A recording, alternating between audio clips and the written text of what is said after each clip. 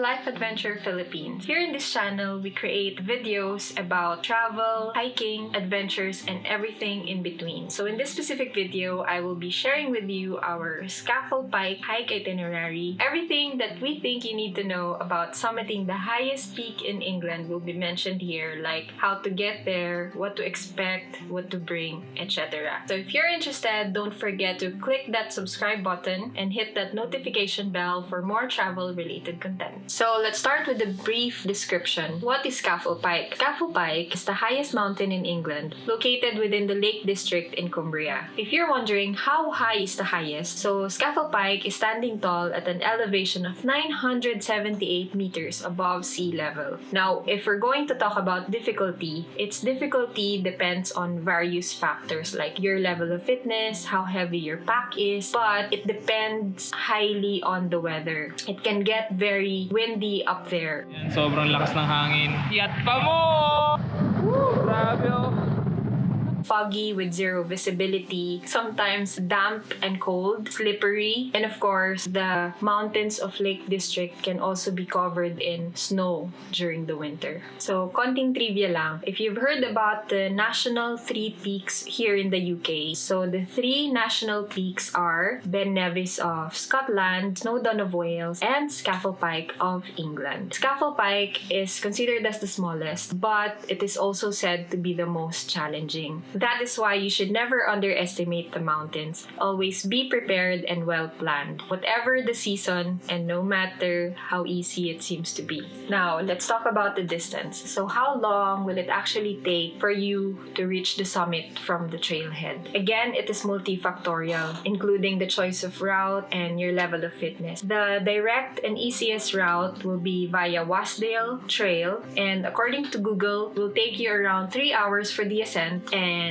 2 hours for the descent. So what are the expectations? Generally, it is a tough and steep hike with a lot of uneven terrains and scrambling surfaces and sections. Not to mention the very rocky summit. So mabato siya and talagang uneven and unstable yung mga tatapakan mo sa taas. But the view from the top is nevertheless breathtaking as always, and syempre, worth all the hard work in the end. So what made this specific mountain so special aside from its rocky summit? Yung trail niya is very unique because there will be multiple streams and valleys along the way with a number of lakes between mountains. So having said that, Scaffold Pike is surrounded by numerous peaks, giving you a 360-degree mountain skyline view from the top, plus more prospective mountains to climb in the future as well. You will also pass by some man-made pile of stones along the trail near the summit and are used as trail markers. So, lalong-lalo na kapag covered in fog na yung trail pa summit, very useful talaga siya. So, now that have some idea about the distance, the height, and the difficulty, your next question would probably be, can a beginner climb Scaffold Pike? So, in my opinion, as a beginner myself, I would say it is manageable as long as you have the correct footwear and a reasonable level of fitness. So, my answer would be yes, because the paths are well maintained and are easy to follow as long as the weather is favorable. So, how to get there? So, itong route na babanggitin ko is a commuter's London to Lake District route since London ang mas pinakakilala na point of reference. From London to Lake District, take the train from London, Euston, Penrith. It will take you around 3 to 4 hours via Avanti West Coast. And then, pagdating mo ng Penrith, the bus stop is located just outside the Penrith train station. So, ang landmark mo dito is the Penrith Castle. Take the X4 Gold or X5 Gold bus from Penrith to Keswick. Mga 45 minutes ang travel time niyan. And then, pagdating mo ng Keswick, ang landmark naman for the bus stop will be the Booths Supermarket. So, hindi mo siya malalagpasan dahil sobrang laki ng supermarket na to. So, pagdating mo ng Keswick, take the bus number 78. Usually, nasa platform 3 siya. And it will take you to Sea Toller. So, Sea Toller yung final final stop. So mga 30 minutes naman yung travel time nito. And then upon arriving at Seatoller bus station, start walking to Rounds Seaway, which will be your jump off or your trailhead. So now let's talk about the different routes and trails to the summit. So the answer depends on two things. First, if you're traveling by car, and second, if you're a commuter. So if you're traveling by car, it is best to take the Wasdale Head Trail. So this trail is shorter, but there are no public transportation available in this area. If you're a commuter, start at Seatoller bus station and then walk towards Seawith. So yun yung route na binanggit ko kanina. So from Seawith, there are more trails to choose from. Let's start again from Seawith. Continue hiking until you reach Stockley Bridge. So ito yung itsura niya. Bam! Yan. Siya yung magandang bridge. So, pagdating niyo sa bridge na yan, from there, you will choose whether to turn left, that's towards Rudy Hill, or turn right, and that's towards Tyhead Gill. The path following Rudy Gill, which is on the left, will give you a wide valley view. So, ganito yung itsura ng trail. It is a moderate but continuous ascent, while the route on the right, which is the Tyhead Hill Trail, will be multiple ascents at the beginning, and then fairly leveled as the stream becomes wider up to Styhead Tarn. So, ito naman yung itsura nitong trail na to. Also, the Styhead Gill Trail, it offers more of the Great Gable view and much wider streams, which is very relaxing. So, as compared to the Rudy Gill, mas narrow yung mga streams, while doon sa Styhead Gill Trail, mas wider yung stream. So, para talagang ilog na dumadaloy. Ganun. Relaxing siya. Once you reach Styhead Tarn, that's where a corridor route begins. So, ito yung pinaka-popular na route dahil sa ganda ng mga view na dadaanan. But from here, you will encounter more ascent, more scrambling, and steep rocky slopes. So, medyo, yun, yung mga sketchy na trail, dito mo siya madadaanan. The point from where the corridor route and Wasdale Trail meets will be filled with unstable, uneven rocks, and the trail will remain rocky up until the summit. So, ito na yung famous and unique characteristic ng Scaffold Pike. Yung summit niya and the trail going up to the summit will be covered in unstable rocks and uneven. So, you'll know when you've reached the summit as the trig point will be there to welcome you. So, ito yung trig point. Tang! Okay. So, medyo confusing na siya sa dami ng information. Well, kami, medyo naguluhan din kami at first. And as I've mentioned earlier, I'm a beginner myself and it is our first time hiking here in the UK, and the experience is very much different from the mountains that we've hiked in the Philippines. We're not familiar with the terms being used like climbing instead of hiking and trailhead instead of jump off and many more. So we are also new to the multiple trails, routes, and other summits available. But we've somehow enumerated some of the terms that we think are necessary for this certain hike. So isa-isahin natin siya. So these are specific in Lake District. So first is Dale, which means valley. So ang example nito is the Wasdale by the Wasdale Head Trail and Borrowdale. So may Borrowdale na lake in the middle of Lake District. And then number 2 is Tarn, which means lake. So ang example nito ay Sprinkling Tarn and Styhead Tarn. So ito yung mga lake na nasa gitna, nasa tuktok ng bundok. And then number 3 is Gill. So nabanggit ko kanina yung Rudy Gill and Styhead Gill. So this means narrow valley. And then number 4 is Fell. It means mountain. Hence, Scafell. And then number 5 is Pike, which means peak. Number 6 is Thwip, means clearing. An example is Seawith. And last one is trig points. So kung aakyat ka ng bundok dito sa UK, lahat ng mga bundok dito may trig point. So ang trig point ay ang mga concrete pillars that are placed on top of British hills and mountains. So now that you know all of these information, you might be wondering, saan ako bibili ng pagkain? Saan ako kukuha ng tubig? Anong dapat kong suotin? When is the best time to climb? So start tayo sa food. Where to buy food,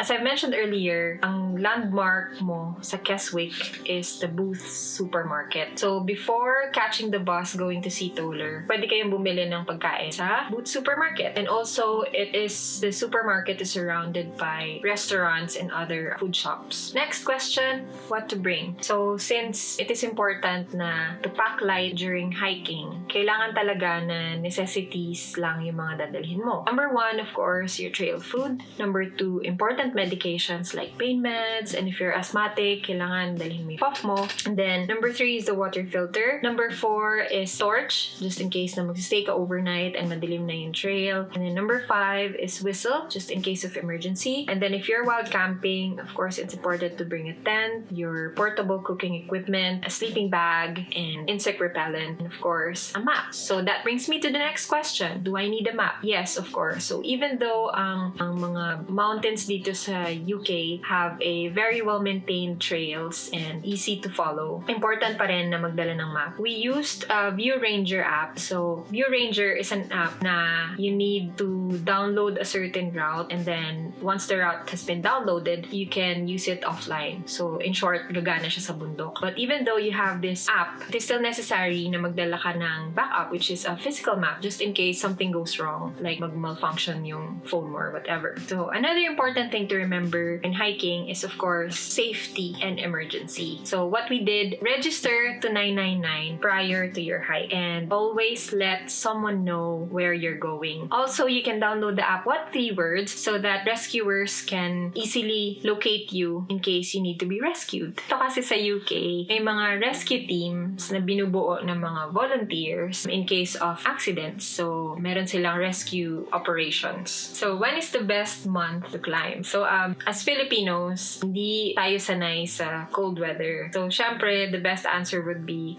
during the summertime. But, the British weather is well known for its unpredictability. So, you'll never know if it's going to rain or kung magiging masyado bang mahangin or kung malamig ba or mainit. So, the best thing to do is always check the weather forecast. And ang weather forecast sa bundok ay iba sa usual weather forecast na nakikita natin sa cellphone natin. So, best if you'll download Met Office for a more accurate weather forecast. So, lastly, where can you stay? The area around Wasdale offers multiple options for accommodation. So, it includes hotels, B&Bs, hostels, and campsites. Actually, yung way namin from Seatoller bus station, may nakita kaming open campsite doon. So, like, it's an open area wherein you can camp. So, hindi siya considered as wild camping because you need to rent the space where you can pitch your tent. But in our case, we did wild camping in one of the tarns, and that is Sprinkling Tarn, and ito yung tsura niya. We stayed there overnight, and then we climbed to the summit early in the morning. So, yun yung trip namin. So, that's it. I hope this has been a helpful video for you if you're a first-time hiker and you wish to climb Scaffold Pike in the future. We also did vlog version of this hike, which we did last year after the first lockdown. We also did a relaxing hiking video from that trip, so you can click right up here to watch them. To wrap this all up, I know that this pandemic have caused a lot of big changes in our lives and the whole world. We have to be more cautious and vigilant now. But as we transition into the new normal, some things will always stay the same. It is still very important to leave no trace wherever you go. Stay safe out there, and we're all in this together.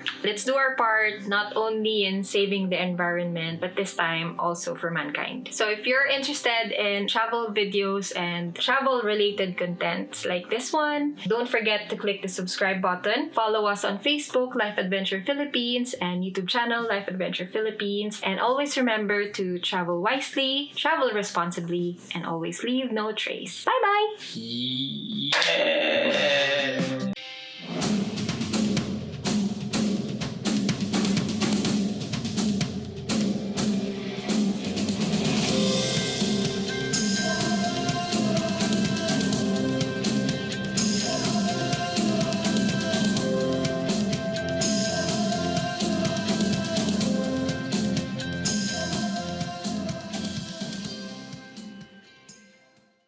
Hello and welcome to Life Adventure Philippines. In this channel, we create videos about travel, hiking, adventures, and everything in between to inspire you to get out there and experience nature in real life. In this video, I will be sharing with you the things that we think you need to know about summiting the highest peak in Wales and England. We did the Snowdon hike last year after the first lockdown, and choosing the best route can be confusing. So we had to do a lot of research to pick the right track for us. And I will be sharing those information with you, including some tips for beginners and other relevant information like how to get there, level of difficulty, and a good wild camping spot. So if you're interested, please stay tuned. But before anything else, please hit that subscribe button if you haven't yet and give us some love. Let's begin. As always, let's start with a brief description. What is Snowdon? Snowdon, or Snow Mountain, is located in Snowdonia National Park in North Wales, where half of the population speaks Welsh. Snowdon is standing at an elevation of 1,085 meters above sea level and ranks as the highest mountain in both England and Wales. It is also known to be the middle child among the national three peaks here in the UK, as it is smaller than Scotland's Ben Nevis but higher than England's Scafell Pike. Snowdon is said to be the least challenging of the three national peaks. I guess this is one of the main reasons why it is also the most popular, hence the busiest mountain here in Britain. We've seen photos of hikers queuing at the top and waiting for their turn to reach the summit and the trig point. That is how crowded it can be. But of course, it should not be underestimated. The difficulty depends on your chosen trail, as there are 6 trails available to the summit. And there are challenging trails that are fit for seasoned hikers. How to get there? If you're planning to take a train, let's start from London, since London is the most common point of reference. So from London, you'll need to get to Bangor. Then, your next destination will depend on the route or path that you've chosen. Since the common route is Miner's Track and the least challenging route is the Llanberis Path, I will be focusing on these two. First is how to get to Bangor. Take the train from London Euston to Chester via Avanti West Coast. Then from Chester, take another train via Transport for Wales rail services going to Bangor. The average travel time will be around 3 hours 30 minutes. And then once you're in Bangor, decide whether you're doing the Llanberis Path or the Miner's Track, as the previous one is from the north side, while the latter is from the east side. For the Llanberis Path, take the 5A bus going to Asda. It will take you about 29 minutes. And then take the number 88 bus from Asda to Llanberis Interchange, which is around 23 minutes. And then start hiking from there. Your landmark here will be the Snowdon Mountain Railway. But if you're taking the Miner's Track route from Bangor train station, you will need to reach Pennypass Car Park, where the trail begins. Take the 5C bus going to Canavan. The travel time is around 27 minutes. And then take the number 54 bus bound to Guastandant. This bus will bring you to Pennypass in less than an hour. The travel time for both routes from London to the trailhead will be roughly around 4.5 to 5 hours in total. So now that you know how to get there, you might be wondering, is Snowdon hard to climb? Fortunately, there are plenty of routes and ways to reach the summit. And that includes the Snowdon Mountain Railway, wherein a train carries passengers from Llanberis all the way up to the summit station. But to answer the question, given the numerous paths to choose from, I can safely say that you can make it to the top of Snowdon even if you're not an experienced hiker. Of course, you just have to avoid the difficult routes and unfavorable weather, like during the winter and rainy season.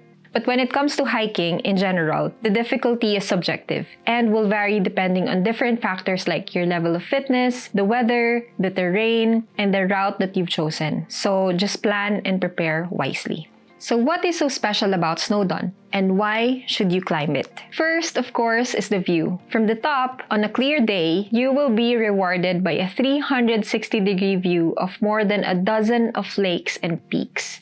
You also might be able to see right across Snowdonia and the Irish Sea. And if you're lucky, all the way to Ireland and the Isle of Man. What made it so special for me, personally, are the beautiful lakes surrounding the mountain. They give an enchanting, dramatic appeal to Snowdon. Also, the mountain railway, in my opinion, is quite interesting too, as it gives everyone a chance to reach the summit, even those who are not physically capable and couldn't manage to climb uphill. Let's now talk about the hiking time. How long will it take for you to reach the summit from the trailhead? Let's first talk about the different routes and trails to the summit. There are 6 paths as far as I know, but I won't be discussing all 6 as we're not that familiar with all of them. I will be focusing on the 2 routes that we've done, and the rest you can Google anyway. So whichever path that you choose will be a 5 to 8 hour hike up and down, covering around 7 to 10 miles. Some people near the area can hike up and down the summit in one day, making this hike a one-day activity. But it would be safe to allot at least 2 days and a night, since it will take you 5 hours from London to Wales and then another 5 to 8 hours hike up and down the mountain, giving you a total of 18 hours from London back and forth. And if wild camping is not an option for you, the best alternative would be to travel to Bangor, spend the night in Canavan, and then start climbing early in the morning the next day, then head back home in the afternoon. Now, let's talk about our actual hike. We took the Thornberries path, which is the easiest but potentially the longest, and then we traversed down to Miner's Track. The Thornberries path is parallel to the Snowdon Mountain Railway, so you'll be seeing the train a lot in this route. You'll be facing a long and gradual ascent at the beginning, and the path is very easy to follow, up until you've reached a mountain lake called Llyn-Dwr Ardu. The path then becomes steeper and more challenging until the summit. Llyn-Dwr Ardu is a deep mountain lake that literally looks like a basin. It is located under a crag. A crag is a steep rock face or a rugged cliff. This lake is very mesmerizing, both up close and from afar. And this was our chosen site for wild camping, as it was the best spot we could find at that time, and there were not much available options to choose from. The Miner's Track, on the other hand, is the most popular, starting fairly flat on a well-made path, curving its way around the scenic route beside 2 mountain lakes, until the well-made paths turn into mountain trail towards Llyn Castlin, and ends with a steep, hard ascent to the summit. Prepare yourself to scramble up for a very steep hike, because once you've reached the final stretch of this route, you'll be facing a continuous steep ascent over loose rocks and zigzag paths up to the summit. In terms of the view, Miner's Track offers a more scenic and dramatic view than Thornberries, in my opinion. Now, here are some tips that we can share with you based from our experience. First is go up one route and down another. This will give you the chance to see 2 different landscapes and sceneries in one hike. Second is timing. Start as early as possible. It can get really crowded in the summit. Also, the view is much better during sunrise. Third is invest in a good pair of hiking shoes. Trainers are definitely not suitable. Even though the paths are well maintained, the inclines and gravel pathways can be very challenging. Next is bring water-resistant clothes. Even though the weather is favorable on the forecast, it can change anytime. And lastly, hike at your own pace. Enjoy the scenic views, bring a map, and stay safe. All in all, Snowdon may be considered as the easiest hike among the national 3 peaks, but it doesn't mean that it's no longer challenging. Like I always say, never underestimate the mountains. Take planning and preparation seriously, whatever the season and no matter how easy it might seem to be. Nature is unpredictable. It will definitely inspire you and calm your soul, but it can also challenge you and push you to your limits. So always be prepared and be well equipped.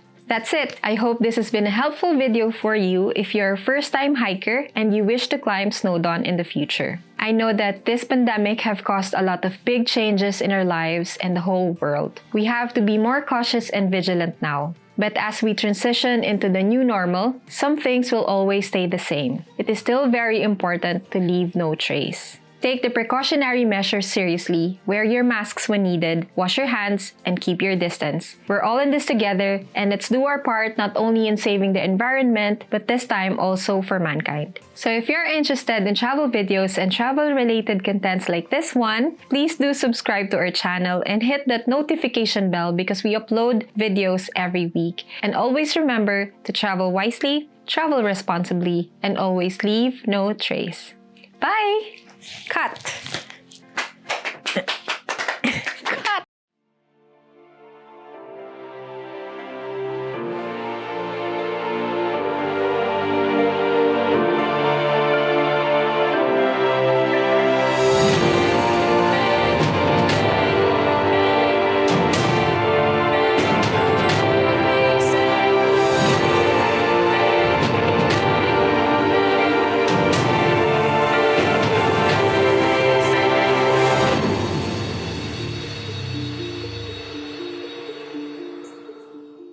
Hello and welcome to Life Adventure Philippines. In this channel, we create videos about travel, hiking, adventures, and everything in between to inspire you to get out there and experience nature in real life. In this video, I will be sharing with you everything that we think you need to know about summiting the highest peak in South Wales, including our chosen route, a good wild camping spot, and some tips for beginners. So if you're interested, please keep on watching. But first, don't forget to hit that subscribe button and give us some love. Let's begin. Let me first give you a brief description, and let's start with the pronunciation. Because if you're not from Wales, you'd probably pronounce it as Pen-y-fan, or worse, Pen-y-fan, like we did initially. Ng Pen-y-fan. Pen-y-fan! Welcome to Pen-y-fan! And you'll definitely get a laugh from the locals if you do. Now this is my side. Listen, look, and listen, and learn.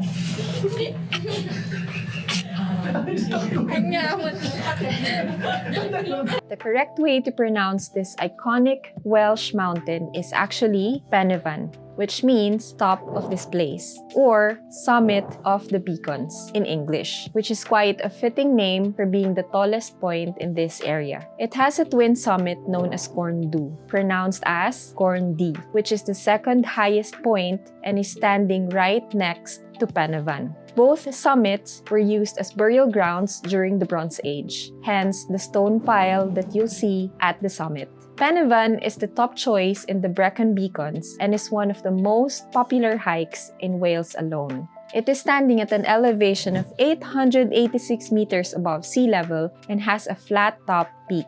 Although it is accessible and the routes are easy to navigate, it is considered to be one of the dangerous mountains in Wales because of the changeable weather at the top and the steep slopes towards the summit. But overall, the routes are manageable. How to get there? Whichever part of UK you're coming from, you need to get to Cardiff, and your next destination will then depend on the path or route that you've chosen. We took the train from Liverpool Lime Street to Cardiff train station, and it took us 4 hours to arrive there. Our train tickets cost us £51 off-peak for two with two together rail card. Then from Cardiff, we took the bus bound to Newtown and then hopped off at Story Arms car park. Travel time was around 1 hour and 30 minutes and our bus ticket was £6 each. For the routes, there are multiple access points to Pen-y-fan. Some are longer and challenging than the others, but all finishes with a steep ascent to the top. The shortest route is the one starting from Pontardarf Car Park. This is the most popular and the busiest too. This route is said to be strenuous as it is uphill most of the way. The route that we did, on the other hand, is the Story Arms route, starting from Story Arms Car Park.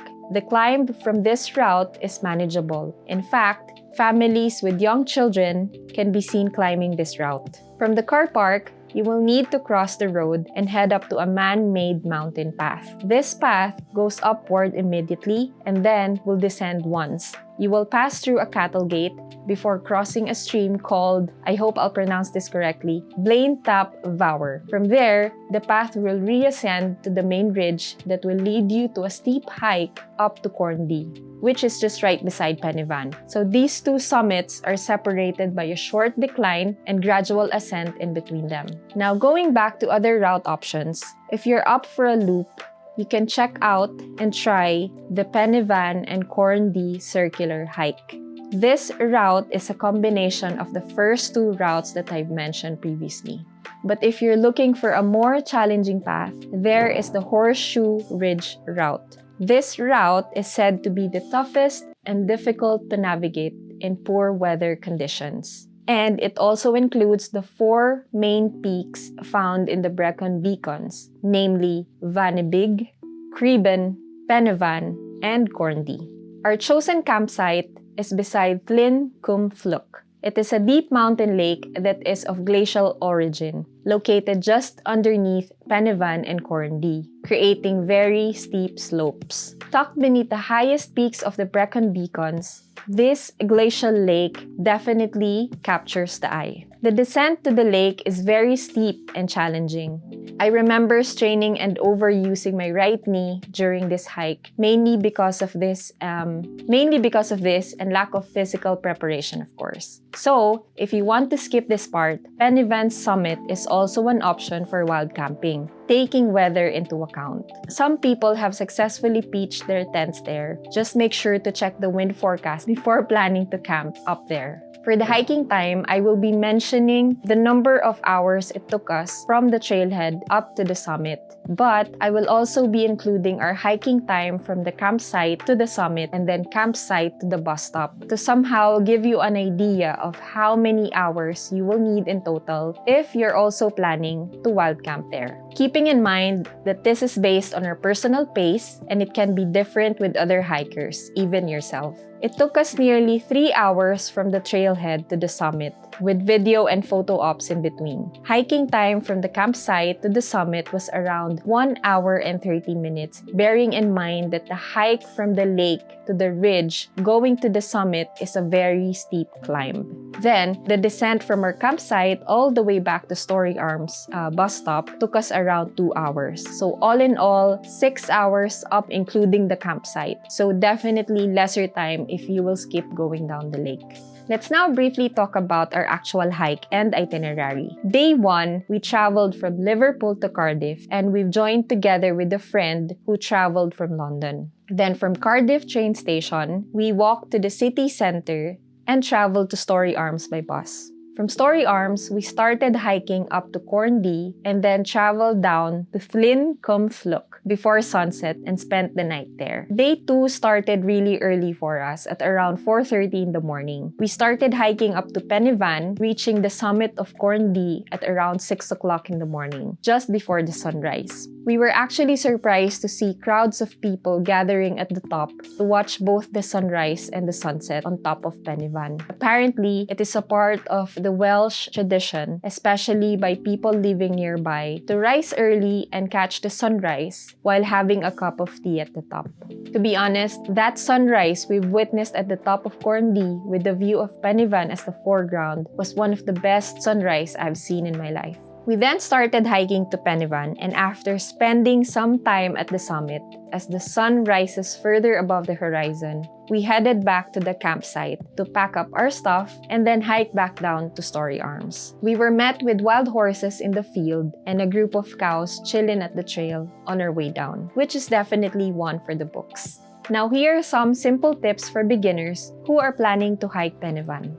Before heading off to climb Penivan, check the mountain's situation and live updates by visiting the Brecon Beacons National Park website.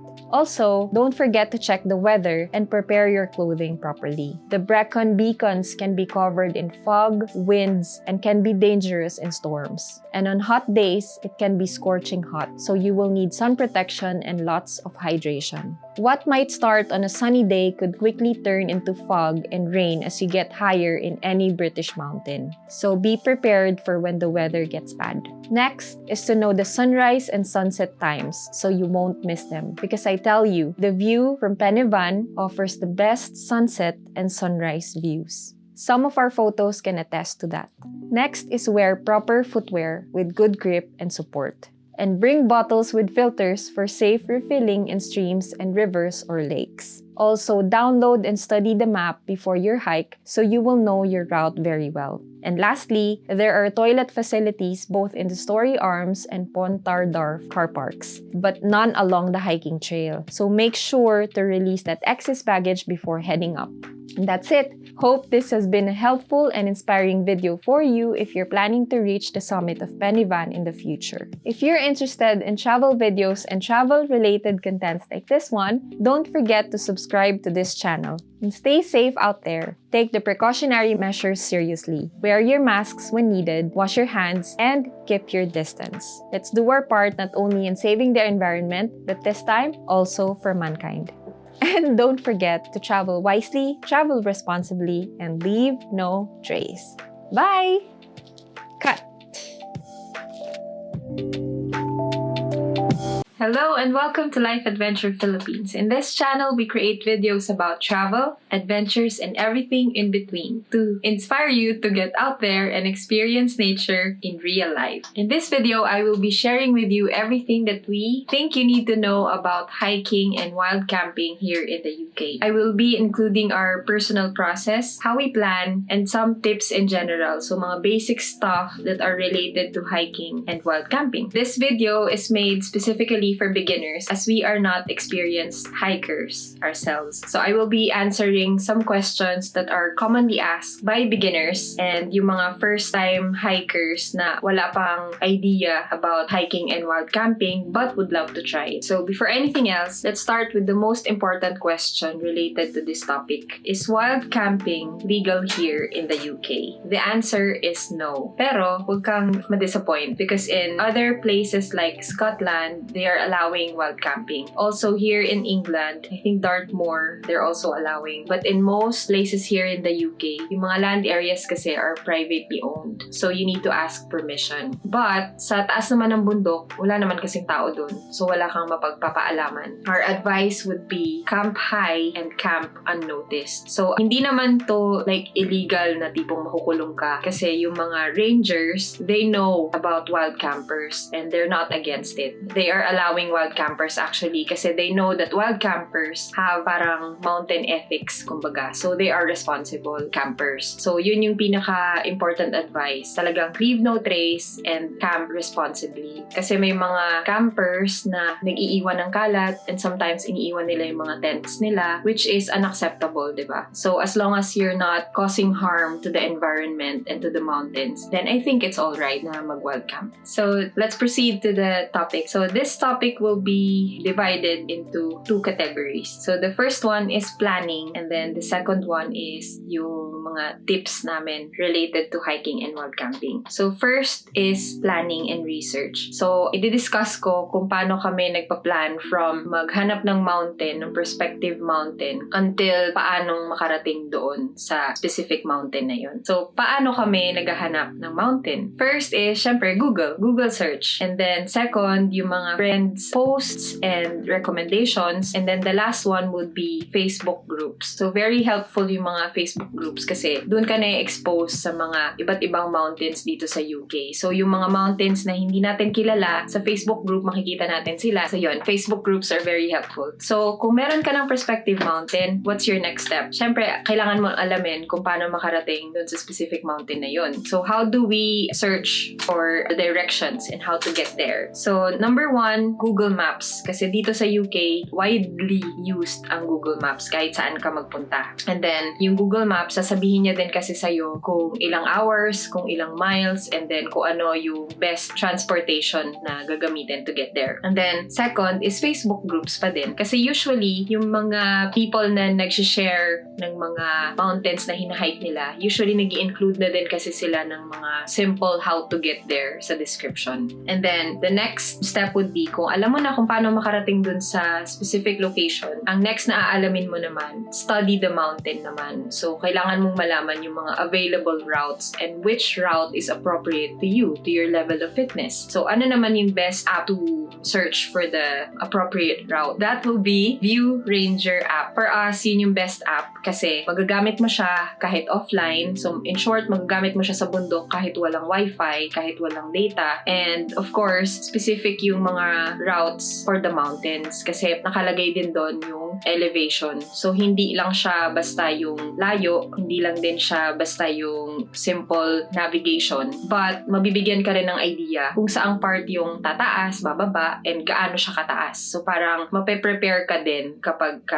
aakyatin mo na yung route na yun. And then, so kung alam mo na yung route, ang next step naman is, kung mag-wild camp ka, kailangan maghanap ka ng campsite. So, hindi naman, kumbaga, sa isang bundok kasi, hindi naman lahat ng area niya pwede mong pagtayuan ng tent. So, important na makahanap ka ng best na campsite. So, paano natin hahanapin yun? Again, Facebook groups again. Kasi yung mga nagpo-post na mga umaakyat ng bundok, usually, pinopost din nila kung saan sila nagka-camp. Usually, dito sa UK, lalo na sa bundok na maraming lakes, usually, yun yung mga best na campsite sa tabi ng lake na nasa gitna or nasa paakyat ng summit. And Google Maps din. Since makikita mo yung elevation, so makakakita ka ng area na flat. Pero kasi, di ba, iba naman kapag kita mo lang siya sa Google Maps, iba pa din pag makikita mo na yung picture ng actual na tao na nag-camp doon sa area na yun. So somehow mabibigyan ka ng idea kung ano yung itsura talaga nung location. And then, so let's say na nakahanap ka na ng campsite, ang susunod naman na aaralin mo is yung water source. So, important na malaman mo kung may water source sa mountain na aakyatin mo. Kasi, mapaplan mo kung gaano karaming tubig yung kailangan mong dalhin. So, for example, nung umakyat kami ng Lake District, since Lake District siya, so known yung place talaga na maraming lakes. So, obviously, marami ding water source. So, ang dinala naming tubig is 2 tumbler lang. Kasi the rest, kinukuha na namin sa stream. So, nag-iigib kami sa stream and then nagdala lang kami ng water filter to filter the water para safe siyang inumin. Also, important din na malaman mo kung abundant yung location sa water kasi naka-base din doon yung pagpa-plan mo ng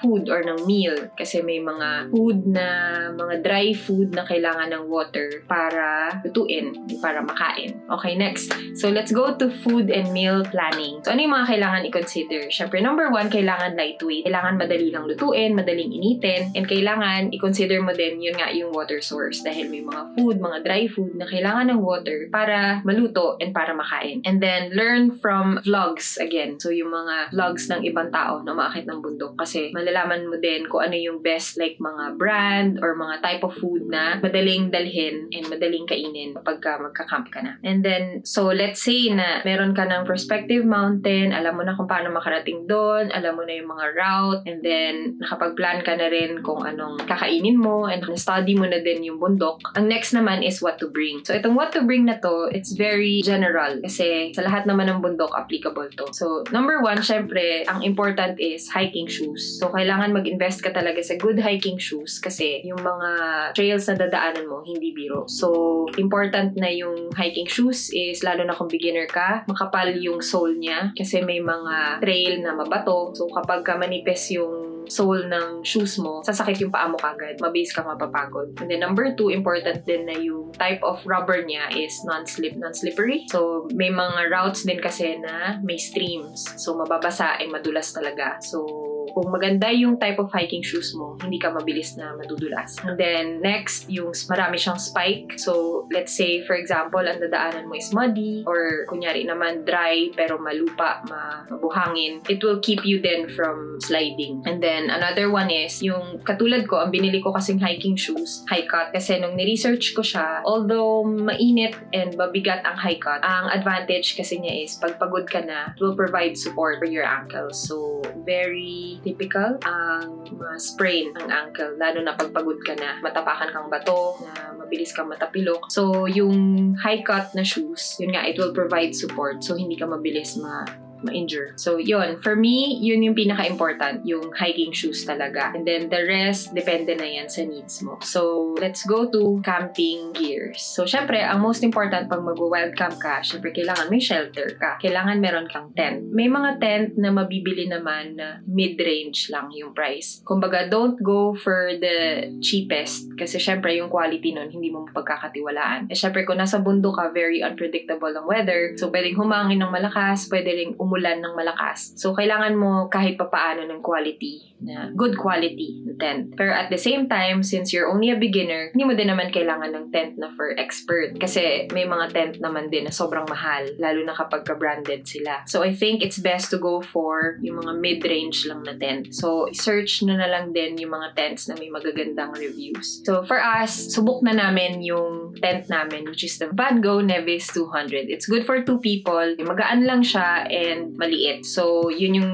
dalawang important things, diba, kapag ka nag-hike ka. Syempre, go for lightweight and go for yung mga compact items. And then, next, kung may tent ka na, another important thing na kailangan mong bilhin is sleeping bag. Syempre, kasi kung nasa loob ka ng tent, hindi naman makokontrol ng tent yung temperature. So, kung malamig din syempre sa loob ng tent. So, important din na may maganda kang sleeping bag. Ang mga differences ng mga sleeping bag is yung kapal nila. Pag bibili ka ng sleeping bag, makikita mo actually labeled sila kung hanggang ilang temperature yung kaya ng sleeping bag. So, sa amin, ang binili namin is ang maximum temperature na kaya niya is 0 degree. Kasi parang wala naman kaming planong mag-wild camp during the winter. So, kaya yun yung type of sleeping bag na binili namin. Kasi, syempre, the lowest the temperature na kaya niya, mas makapal and mas malaki yung sleeping bag na mabibili mo. Unless bibili ka ng mamahalin and talagang branded na sleeping bag. Meron kasi sila yung tipong manipis lang, pero kaya niya yung mababang temperature kasi nga yung material na ginamit. So, yun. And then, yung susunod na kailangan mo is mattress. So, bakit important na bumili ng air mattress kung meron ka naman ng sleeping bag? Kasi still important na, kumbaga, meron ka pang another layer that will separate you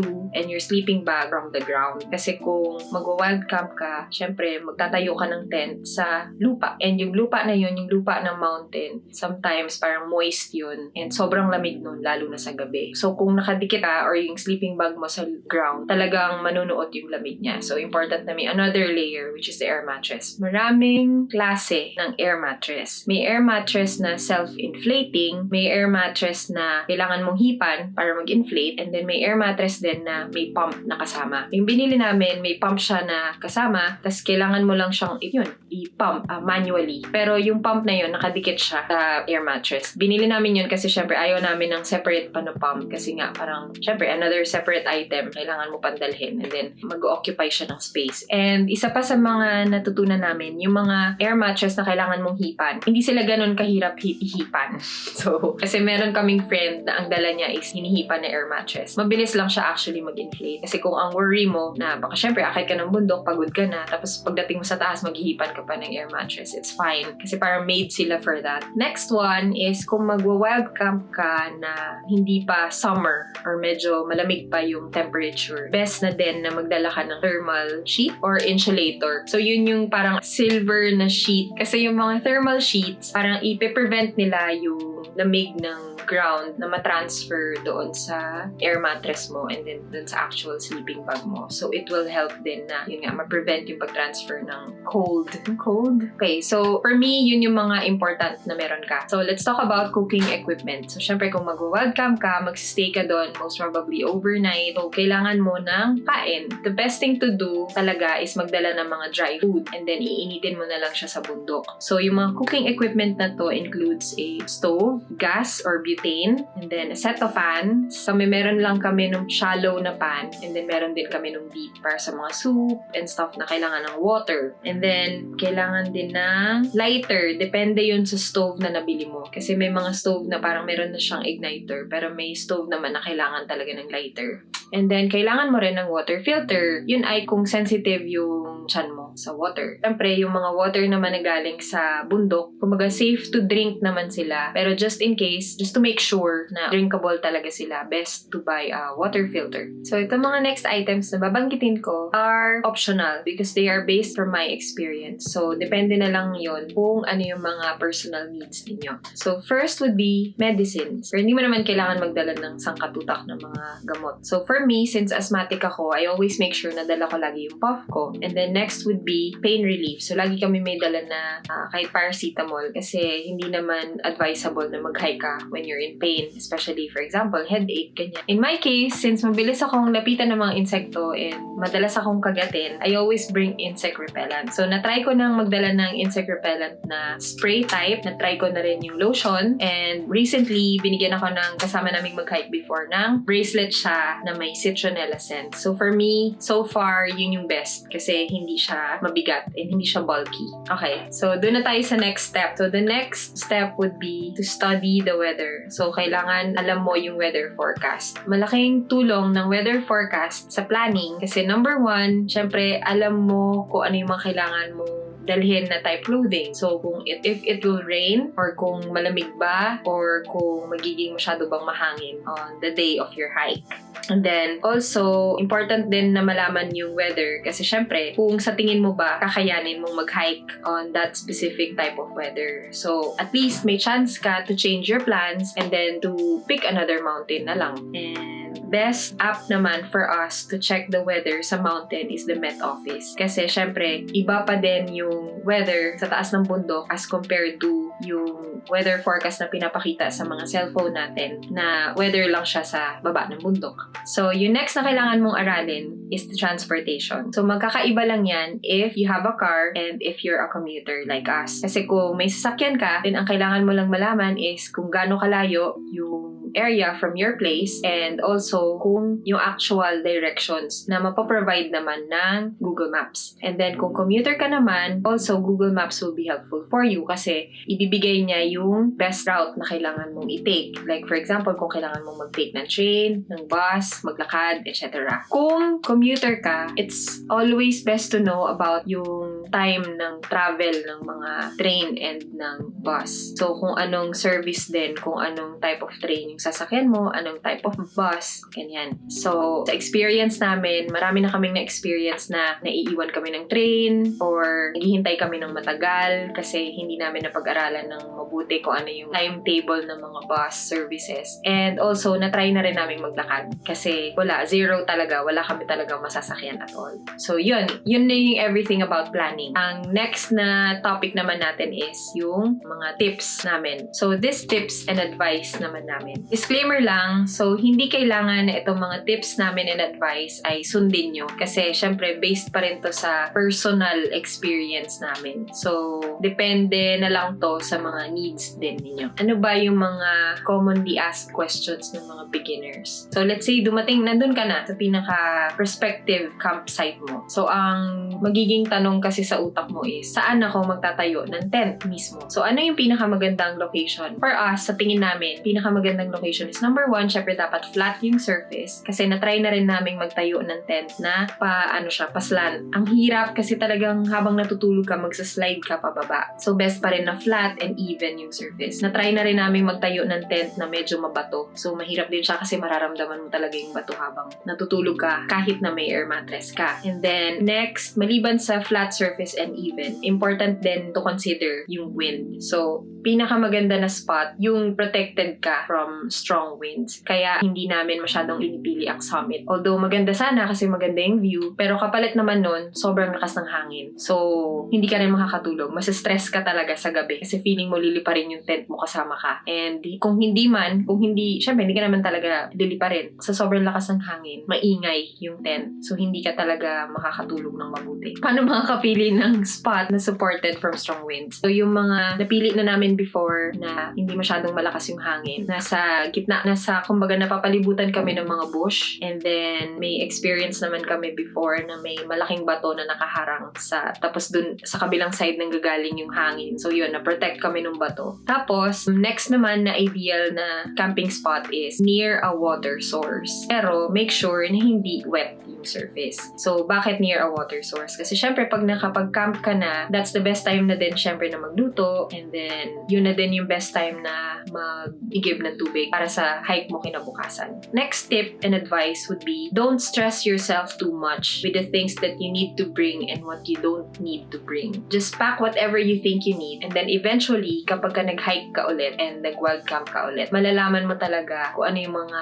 kailangan mo lang dalhin. So, mapaprioritize mo yung mga items na kailangan mong dalhin. So, I think it's best pa rin na ma-experience mo talaga muna bago mo malaman kung ano talaga yung mga important stuff for you. Just enjoy the process. And then, next tip would be hiking shoes again. So, hindi ako mapapagod na ulit-ulitin na mag-invest sa good quality na hiking shoes. Kasi, dyan nakasalalay kumbaga ang buhay mo. Kasi, syempre, pag nag-hike ka, mabilis ka nang mapagod. And syempre, ang pinaka-important part of your body while hiking are your feet and your legs, diba? So, important to keep them safe and comfortable. So, may mga hiking shoes din pala. I forgot forgot to mention kanina na breathable but at the same time water resistant. So yun yung also another quality ng hiking shoes na kailangan mong i-keep in mind. Yan. The next, study the trail. Huwag mong i-take for granted na i-study ng mabuti yung trail. Kasi kami, since may View Ranger app, usually dina-download na namin siya sa bahay and then pagdating doon na lang namin titignan yung dadaanan na trail, which is not enough. So, important na malaman mo talaga kung ano yung trail na gusto mong daanan and then stick to it. Kasi madami na kaming experiences before na nagkakaroon kami ng mga navigation error and hindi siya ideal kasi it will take most of your time. So, kung meron kang target time na makarating sa summit, madedelay yun kasi dahil sa navigation error. Kapag sa bundok ka pa naman na mali ng trail, minsan kailangan mo talagang balikan pa yung kung saan ka nang galing. So, madedelay talaga yung time of arrival mo sa summit. Also, yun, kapag napag-aralan mo talagang mabuti yung trail and tiwala ka sa trail na dadaanan mo, huwag kang susunod sa trail ng iba. Kasi may nangyari din sa amin one time na sinabihan kami na hindi nga daw doable yung trail na dadaanan namin. Na naniwala naman kami, hindi talaga namin dinaanan. Then eventually, hinaik ulit namin yung mountain na yun. Then nakita namin previously yung dapat trail na dadaanan namin before. Nakita namin na doable siya, na actually dinadaanan pa nga siya ng matatanda. So, nagsisi kami at that time kasi kung tinuloy sana namin yun, di sana naakit na namin yung summit nung time na yun at hindi na kami bumalik para akitin siya ulit. Then, next tip would be, very obvious tong tip na to. Always know your limits. So, minsan okay lang na mag-quit. So, hindi mo kailangan na, like for example, goal mo talaga na maakit yung summit. And then, let's say, maraming obstacles. And then, like, napagod ka na, kulang sa food, or sa tingin mo, hindi nakakayanin. Like, nung nangyari sa amin before, ipupush pa sana namin kasi may food pa naman kami. Yun nga lang, na-realize namin na hindi na siya magiging enough. Kung aakit pa kami, and then bababa kami ulit, mauubusan kami ng pagkain. Also, at that time, hindi pa rin kami pagod. Pero kung iisipin mo, malayo pa yung trail na aakitin namin. So, magiging kami, prone to injury dahil mapapagod kami eventually. So, yun. May time talaga na nag-quit kami at hindi namin tinuloy na umakyat dun sa summit. So, okay lang yun. Always parang enjoy the moment lang. Kaya after nun, naligo na lang kami sa falls na malapit. Tapos, next tip, always know the forecast but do not rely on it. Kasi talagang na-experience na namin na pabago-bago talaga yung weather and yung temperature. So, minsan sasabihin ng weather forecast, uulan, pero pagdating doon, hindi naman maulan. Then, eventually, tsaka palang uulan ng malakas. Yung mga ganun. So, lang siya, good lang siya na meron kang idea kahit papaano. So, mape-prepare mo yung mga dadalhin mo and then yung type of clothing. Kaya for us, best pa rin talaga na magdala ng mga lightweight na water-resistant clothings para madali lang siyang ipatong. Kumbaga, kung just in case na biglang uulan. And then, magdala ka lang din ng mga thermal type of clothing. So, at least, madali lang mag-layering. Tapos, kung sakali naman naiinit, madali lang siyang hubarin. Tapos, make sure lang din na yung mga dala mong items ay lightweight para hindi naman siya makaka-add up sa bigat masyado ng dadalhin mo. Since nasa weather forecast na tayo, ang next advice would be check not only the weather forecast but also the wind forecast. So, natutunan namin yan dun sa last hike namin kasi alam namin na medyo cloudy and may mga possible rain showers but hindi namin na-check yung wind kasi pagdating namin dun sa actual summit, sobrang lakas talaga ng hangin. As in, parang never ako naka-experience ng ganun kalakas na hangin na tipong parang may hurricane. Yung tipong, kasi yung hinike namin is may cliff. Yung tipong hindi ka makatayo sa malapit sa edge ng cliff kasi feeling mo talaga dadala ka ay mahihipan ka ng hangin. So, ganun siya kalakas. And ang plan pa naman namin na mag-camp doon mismo sa may tabi ng cliff. So, kailangan namin ng plan B. Buti na lang, may area na malapit sa may summit. Medyo bandang baba siya na covered siya, in short. So, hindi supported siya by strong winds. So, buti na lang may ganon. Kasi kung wala, kailangan talaga naming maghanap pa ng another campsite or bumaba pa talaga sa pinakababa na hindi masyadong malakas yung hangin. So, buti na lang. Kasi kung hindi, wala kaming choice. Kaya natutunan namin on that trip na kailangan talaga pati wind forecast, alam mo. Para at least yung kumbaga, makakapag-plan ka ng mabuti kung saan best mag-camp. Then next is to know the time of the bus services. Maraming beses na kami nagkamali dito kasi sa mga locations kung saan may mga magagandang bundok, obviously, probinsya sila. In short, kapag ka-probinsya, syempre yung timetable nila, very limited. Bihira yung mga bus na dumadaan. Minsan nga wala. Minsan once a day lang talaga na may bus. So, kailangan mong aralin ano yung best time na dadating ka dun para makatch mo yung bus na papunta dun sa location na pupuntahan mo. So, important din siya kapag bibili ka na ng train ticket kasi syempre, hindi lang dapat mura yung hahanapin mo. Dapat hahanapin mo rin yung schedule kung saan mag-fit siya doon sa time ng bus naman dun sa area na pupuntahan mo. Yung mga mistakes namin in the past are, meron kaming time na naiwanan kami ng bus. So, ang nangyari sa amin, naghintay kami ng another 2 hours para makasakay dun sa next. And syempre, nag-cause siya ng delay. And then, may experience din kami na wala kaming choice, kundi lakarin na lang ng 2 hours from the train station hanggang dun sa mismong location. Kasi walang available na bus na hindi namin ine-expect. So, kumbaga parang yung mindset namin, hindi namin ine-expect na maglalakad kami. So, ano siya, hassle siya. So, in case of emergency naman, mag-register sa 999 prior to your hike para if anything happens during your hike, madali mo lang matatawagan yung 999 kasi naka-register ka na. Best din na mag-download ng What 3 Words na app. So, magagamit tong app na to para yung mga mountain rescue team will be able to locate you faster. Kasi syempre, sa bundok, wala namang parang accurate, kumbaga, ng mga landmarks. So, etong What 3 Words na app, parang meron siyang system na malolocate ka accurately. The last tip about emergency is always let someone know where you're going. And then, always bring cash and something to identify you with, like ID card. In my case, mahilig akong magdala kahit saan ako magpunta. So, lagi siya nakalagay sa bag ko. A photocopy of my passport and my BRP. Para at least hindi ko dala yung actual document. Kasi syempre, pag nawala, yun, mahirap na. Pero at least meron akong copy. So, at least madali kang ma-identify if something happens to you. And then, so itong next 3 questions are very basic, commonly asked. Although, alam naman natin talaga kung ano yung sagot. Yung unang question, paano ka makakatulog ng maigi sa tent? So, ang experience namin dito is, nakakatakot minsan, lalo na pag wild yung imagination mo. Kung mahilig ka manood ng mga horror films, yan, dyan papasok yung mga imagination mo during the night. Kasi syempre, madilim, wala namang mga lamppost doon, and ang ilaw mo lang sometimes is yung light ng moon. So, yun, wag ka lang talagang matatakot and experience it. Yun lang talaga. Kasi kami, natatakot kami at first, pero the more mong na-experience, the more na wala namang nangyayari na masama sa'yo, the more mo din na nare-realize na okay lang siya, hindi siya dangerous. And then, second question, and third na rin, paano iihi? Saan? And saan din dudumi? Diba? Parang madalas siyang tinatanong, pero deep inside, alam naman natin talaga yung sagot. Wala namang mga portalet doon sa bundok. Although may mga bundok sa Pilipinas na alam namin na meron. Pero dito, wala talaga. So, natural lang talaga. So, isipin mo na lang kasi marami din mga mountain sheeps. And doon lang din naman sila tumatae sa grass. So, yun. Ang advice ko lang dito is, iwasan mo na lang din gumamit ng mga wipes. Yun lang. Saan iihi? Doon lang din. Sa bundok, sa damuhan. Make sure lang na walang makakakita sa'yo. So, siguro, gawin mo lang siya responsibly. And make sure lang din na kung saan ka man iihi or dudumi, hindi siya malapit sa water source. Kasi keep in mind lang din na yung water source is iniinuman ng tao, iniinuman din ng mga hayop. Pipili ka lang ng magandang location, pipili ka lang din kung saan hindi ka makikita, walang makakakita sa'yo, and make sure lang din na yun nga, hindi mo siya tatapalan ng plastic o hindi mo siya tatapalan ng wet wipes. Kasi hindi naman biodegradable yung mga items na yun. Yung iba, kung talagang nahihiya ka, pwede mong takpan ng bato. Yung bato na makikita mo lang din dun sa tabi-tabi. Okay, so that's it. Thank you for watching, and I hope that this has been a helpful video for you if you're a beginner too, na wala pang masyadong idea but would love to try hiking and wild camping in the future. And don't forget to subscribe to our channel if you're interested in travel videos and travel-related contents like this one. And stay safe out there, and always remember to travel wisely, travel responsibly, and always leave no trace. Bye! Cut!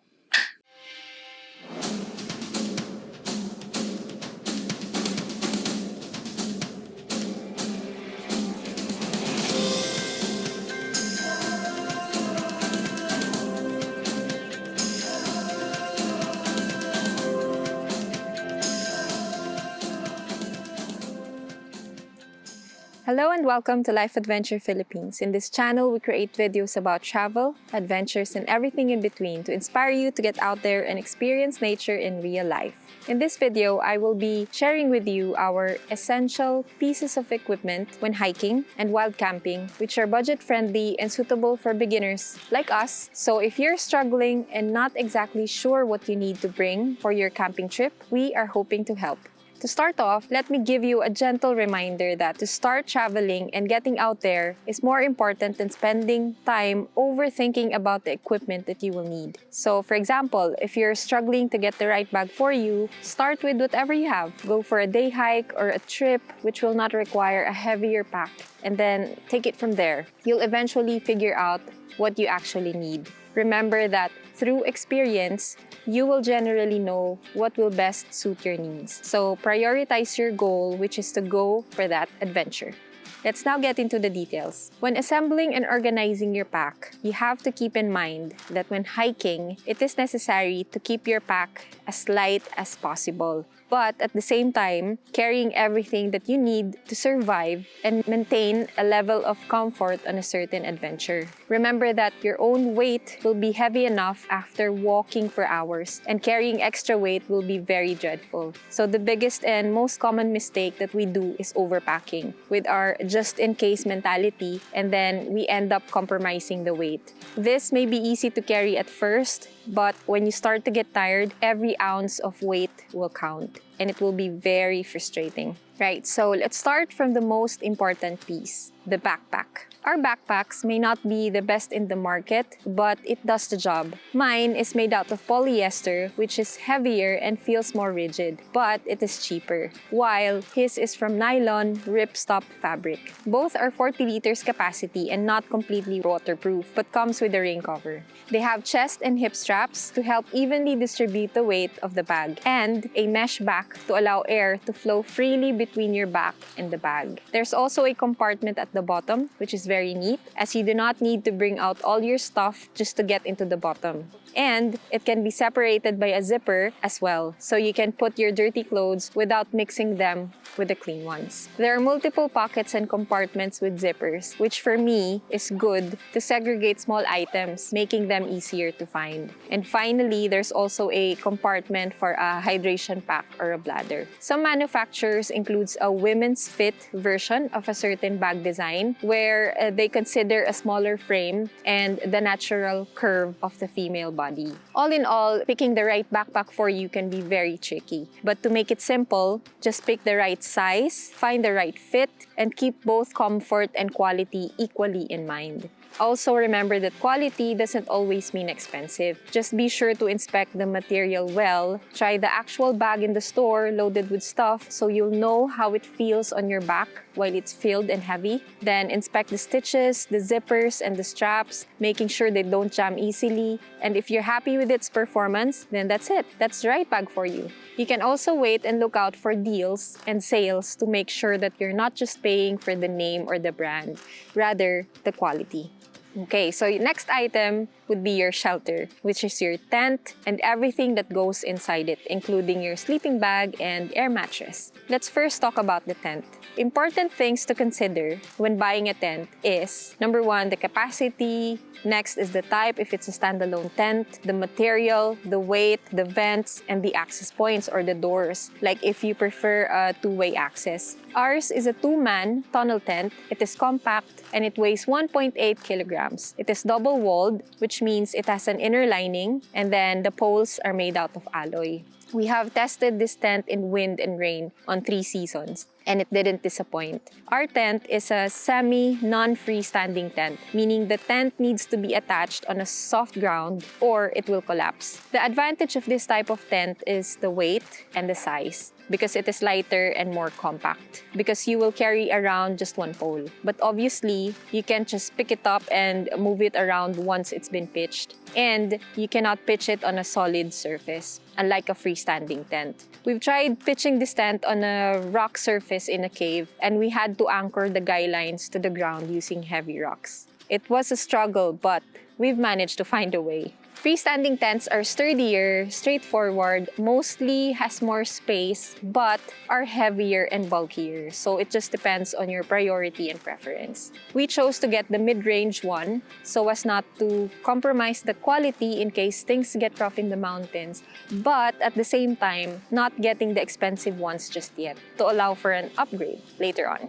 Next item is sleeping bag. A general 3-season bag is a good way to start unless you're doing a cold weather camping. Then, you will need a 4-season or a winter bag. Just keep in mind that it will be thicker and bulkier. Ours is a mummy type of sleeping bag. Mummy because you're literally wrapped in it and just a portion of your face, like your eyes and your nose, are exposed for ventilation. Then, you can unzip it to convert it into a blanket type if you like. There's usually a label printed on the cover of the bag stating the temperature range it can sustain. So ours, as you can see, can sustain up to 0 degree. We didn't opt to buy the thicker ones because we're not planning to go on hiking during the winter time anyways. When it gets really cold in the tent, we just use whatever clothing we have. Sometimes we use our puffer jackets and wool socks to keep us warm. The only advantage of this type of bag for me at the moment is that it is too restrictive. But it's not really a problem because our tent is kind of a little too small for us, so there's no extra space. That's why the sleeping bags are actually keeping us restricted in our own space.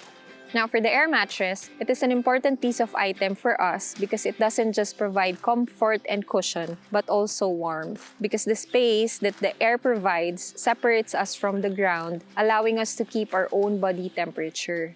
There are self-inflating mattresses which requires minimum effort to inflate. They are warmer and are lightweight, but of course more expensive and less cushioned. The air-filled type of mattresses, on the other hand, are thicker but are also lightweight and easily packable. The disadvantage is that you need to provide air to inflate it, like by blowing or by using a pump. Although it shouldn't be difficult as they are made specifically for hiking and outdoor sleeping unless you have breathing problems. Ours has a built-in pump attached to it, but we are actually now thinking of upgrading to either the self-inflating ones or the ones without a built-in pump, as the pump itself is heavy and bulky, consuming too much space. These air mats come in with a puncture repair kit, but be sure to check the ground for any sharp objects that might puncture your mattress. Next is a thermal sheet. It is another important item for added insulation. Since weight and pack size is our main priority, we opted for the thinnest material. We are using an emergency silver foil survival blanket sheet. We place this underneath our mattress to help in retaining our body heat.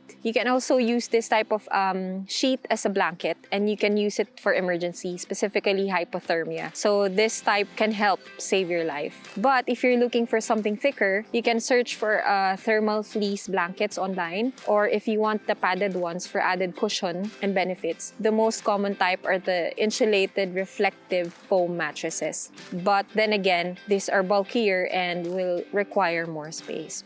In summary, when choosing your sleeping gear, you should consider how important the following factors are to you: the warmth, the weight, pack size, and comfort. Once you know which of these are your priorities, your decision when choosing will become much easier. Next are our secondary packs. This is optional, but it is a personal tip from us that we learned from experience. A secondary pack became an essential for us for two main reasons: convenience and security. Convenience because we can easily access the things that we use frequently, and for emergency. For example, we don't need to put our heavy bags down while walking or hiking just to get a power bank out or search the whole bag for my asthma puff. And security because at night, we normally place our backpacks outside the tent since we do not have enough space inside. So our sling bag stays safe inside with us. We use these extra bags for different purposes. For Mags, he normally uses another bag, which is a camera bag, to separate his camera gears with the rest of our camping gears. And then another one for his main camera attached to his backpack strap, while I use mine for my valuables. I love using a waist bag or a bum bag as it is closer to my body. I'm not worried about pickpockets when traveling, and my important stuff are also easily accessible. We have been given the chance to test out a Kickstarter ultralight sling bags from Instinct London.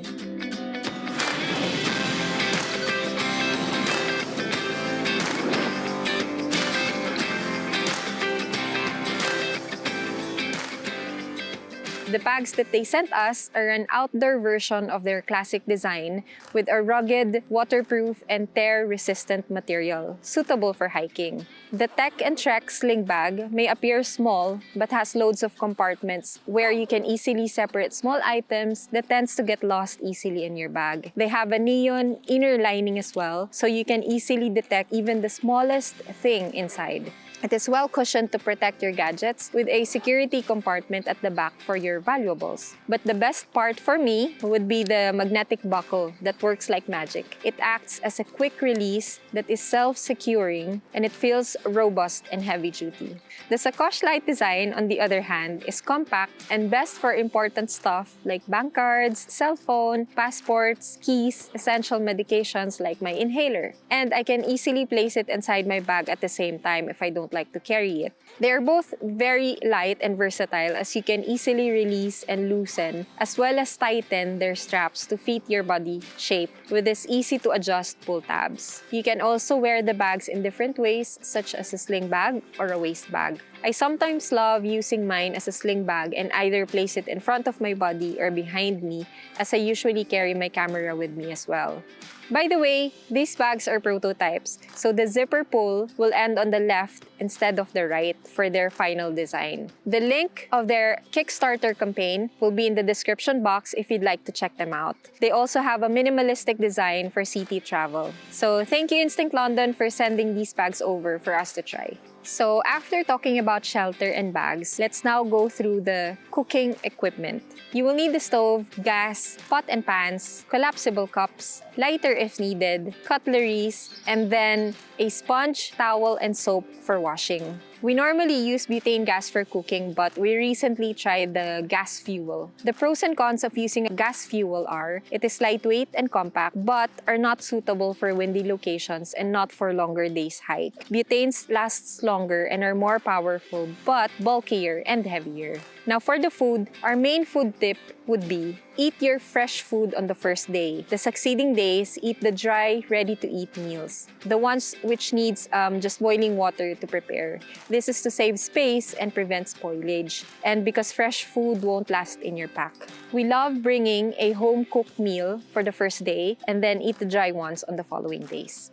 For the clothing, layering and rain cover is key. I'll divide them in 3 categories so they'll be easier to remember. First, you'll need a set of base layer. These are your thermal, thin material clothing that provide space for layering. Second are your hiking clothes. The best type of hiking clothes are the breathable and quick drying ones in case you get very sweaty. You will also need waterproof covers like a raincoat and waterproof trousers. We prefer covers than actual waterproof clothing because we like using our comfortable, breathable clothes and then just cover them when it starts to rain and then remove the cover again when no longer needed. Some shirts have also built-in vents for when your core gets really warm. Also, in higher altitude, sun is much stronger. So breathable long sleeves are also a good item for protection.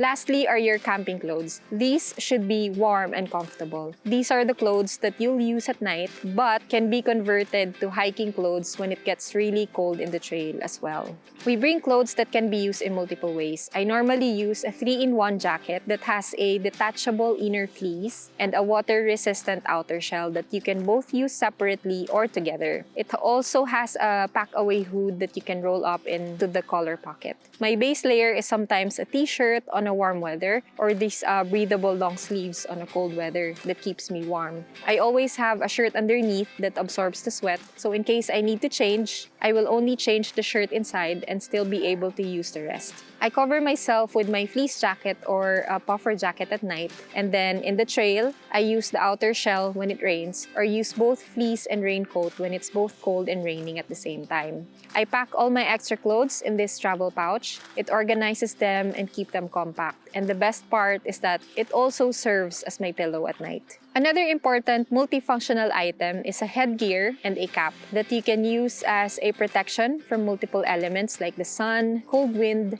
dust, and sweat. Let's now get into our miscellaneous yet still important items. They are usually located in the small compartments of our rucksack or sometimes in our sling bags. For emergency, you will need a whistle, and in the dark, you will need a headlamp or a torch. These are self-explanatory. Headlamps, though, are more useful when camping because you still get to use both of your hands instead of one of your hands holding the torch or the flashlight.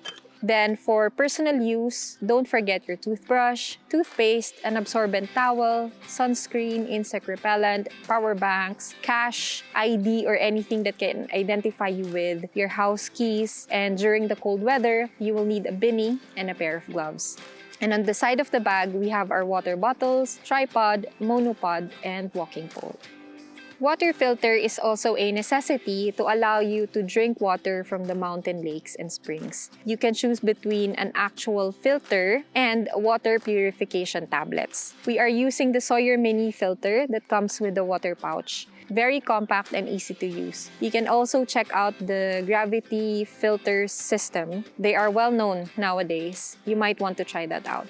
Now, for the hiking shoes, it is very important to invest in a good quality hiking footwear. Your feet and legs are the most important part of your body when hiking. You will need a proper footwear with good grip and support because the paths may be well maintained, but the inclines and the gravel pathway can be very challenging. You are prone to injury, especially when you're tired and the surface you're stepping on is uneven. Quality hiking shoes can save your life in the mountains. Make sure to consider comfort, durability, and the material. Pick one that is breathable, waterproof, and with rubber grip soles. We are both using hiking boots that are breathable and waterproof and has a strong rubber grip sole. The semi-high cut design provides support for the ankles. These tend to be heavy, but the ankle support was our main priority when we bought these. We also have a low-cut, lightweight version for the summertime walks. Lastly, always bring a map. Make sure you have both a physical and digital map in case one of them fails. No matter how easy to follow the trails are, it is necessary still for you to bring a map.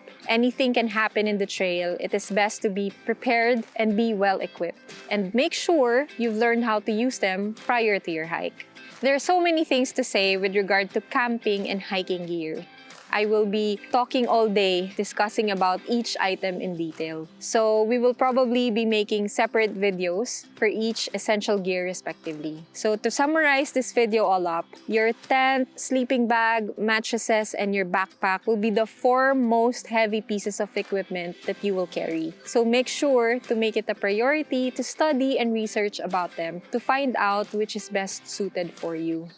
And then for our major tip, if you're a little overwhelmed, we've realized that it's best not to focus primarily on the gear. Rather, focus on the adventure, on spending time outside. This equipment should help you make your adventure convenient and comfortable. But if the planning and buying will hinder you from starting that trip in the first place, then it is defeating its purpose, right?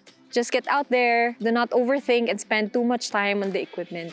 Use whatever you have for the meantime. And remember, it is the trip and the experience that is important. Then through experience, you'll know exactly what items will suit your needs. That's it. Hope this has been a helpful video for you. And if you're interested in travel videos and travel-related contents like this one, don't forget to hit that subscribe button, give us some love, and hit that notification bell because we upload videos every week. Good luck on your next trip, and always remember to travel wisely, travel responsibly, and always leave no trace. Bye!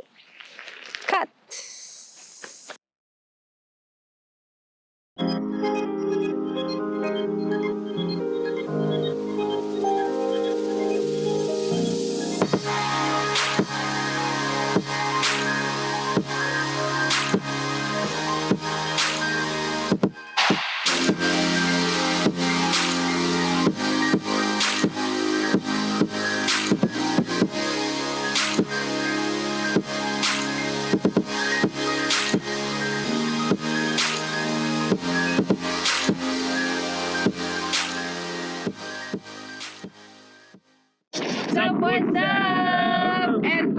to Life Adventure Philippines. In this channel, we create videos about Travel. adventures and everything in between to inspire you to get out there and experience nature in real life. Real life. Grabe. Nasaan tayo? Welcome to, To Helvellyn! Wait, kung gusto niyo malaman kung paano kami nakarating doon, just keep on watching. But first, don't forget to hit that subscribe button and give us some love. Let's begin! I will be sharing with you our itinerary and experiences when we went hiking and wild camping in Helvellyn and Red Tarn to give you an idea of what it's like if you're planning to reach the summit of Helvellyn in the future. But of course, we will still be using our actual log footages to act as your visual guide. So let's start with how to get there. Nag-train kami from Liverpool to Penrith via Trans-Pennine Express and it took us around 1 hour and 40 minutes of train ride. Then yung fare namin costs 17 to 20 pounds. That's with rail card. Pag wala namang rail card, it will cost you around 20 to 30 pounds one way. Then if kung manggagaling ka naman sa London, pwede kang mag-train from London to Penrith via Avanti West Coast. So that's a direct train. Then it will take you around 3 to 4 hours. Your train ticket will cost you around 30 to 50 pounds with rail card and then 60 to 80 pounds without rail card, and that's one way as well. And then pagdating mo ng Penrith, sasakay ka ng bus number 508, that is going to Windermere. Bababa ka ng Glen Reading. So that will take you around 50 minutes and yung bus ticket will cost you £5.70 one way. So from Glen Reading, dun na mag-hike mo going to Red Tarn and Helvellyn. Hiking time will be mga 2 to 4 hours depending on your pace. And yung distance niya is 3 miles. Yun. So before that, kikwento ko lang ng konti yung trail. Kasi by far, ito yung favorite na trail ko. Kasi susundan mo yung stream na galing ng Red Tarn all the way to Ullswater. By the way, yung bus pala na sasakyan nyo from Penrith to Glen Reading, madadaanan nyo yung Ullswater. So yung Ullswater is the second largest lake here in England. Bale, yung mga first hour of hiking, ang dadaanan nyo kasi is paved road. So bale, ano pa siya, may cement yung madadaanan nyo. And then along the way, may madadaanan din kayong mine, which is the Greenside Mine. Lead mine siya. Pahinga muna, pero napakaganda ng falls. Grabe. Dito pa lang pwede nang kumambay. And then after that, may madadaanan naman din kayong maliit na hydroelectric plant dam. So ito yung itsura nun. After that, may madadaanan din kayong isang napakagandang falls. Sobrang lakas ng water. So pag nadaanan nyo na tong falls na to, dito na magsa-start yung unpaved trail. So talagang bale mountain, pero ayun. So bale, ito na yung feels na nag-hike ka na talaga sa mountain. Going up, ang ina-expect namin, yung Red Tarn, ano siya, bale pababa. Kasi pag tinignan mo sa map, yung Red Tarn is surrounded by 2 sharp top edges, and that is the swirl edge and the striding edge. So, bale, nung naglalakad kami, nakita na namin from afar yung summit ng Helvellyn. And we're expecting na yung Red Tarn is below that. So, akala namin, when we reach the point na parang yung highest point nung end ng trail, ang ina-expect namin is gahike pa kami pababa. Pero hindi. Yung palang highest point ng trail namin, nandun na din pala yung mismong Red Tarn. So, nung nakita namin siya, sobrang na-surprise kami. And then, pagdating namin doon, I don't know, sobrang magical nung experience kasi yung Tarn, which is a lake, nagmukha talaga siyang parang dagat. Meron siyang current at that time dahil sa sobrang lakas ng hangin.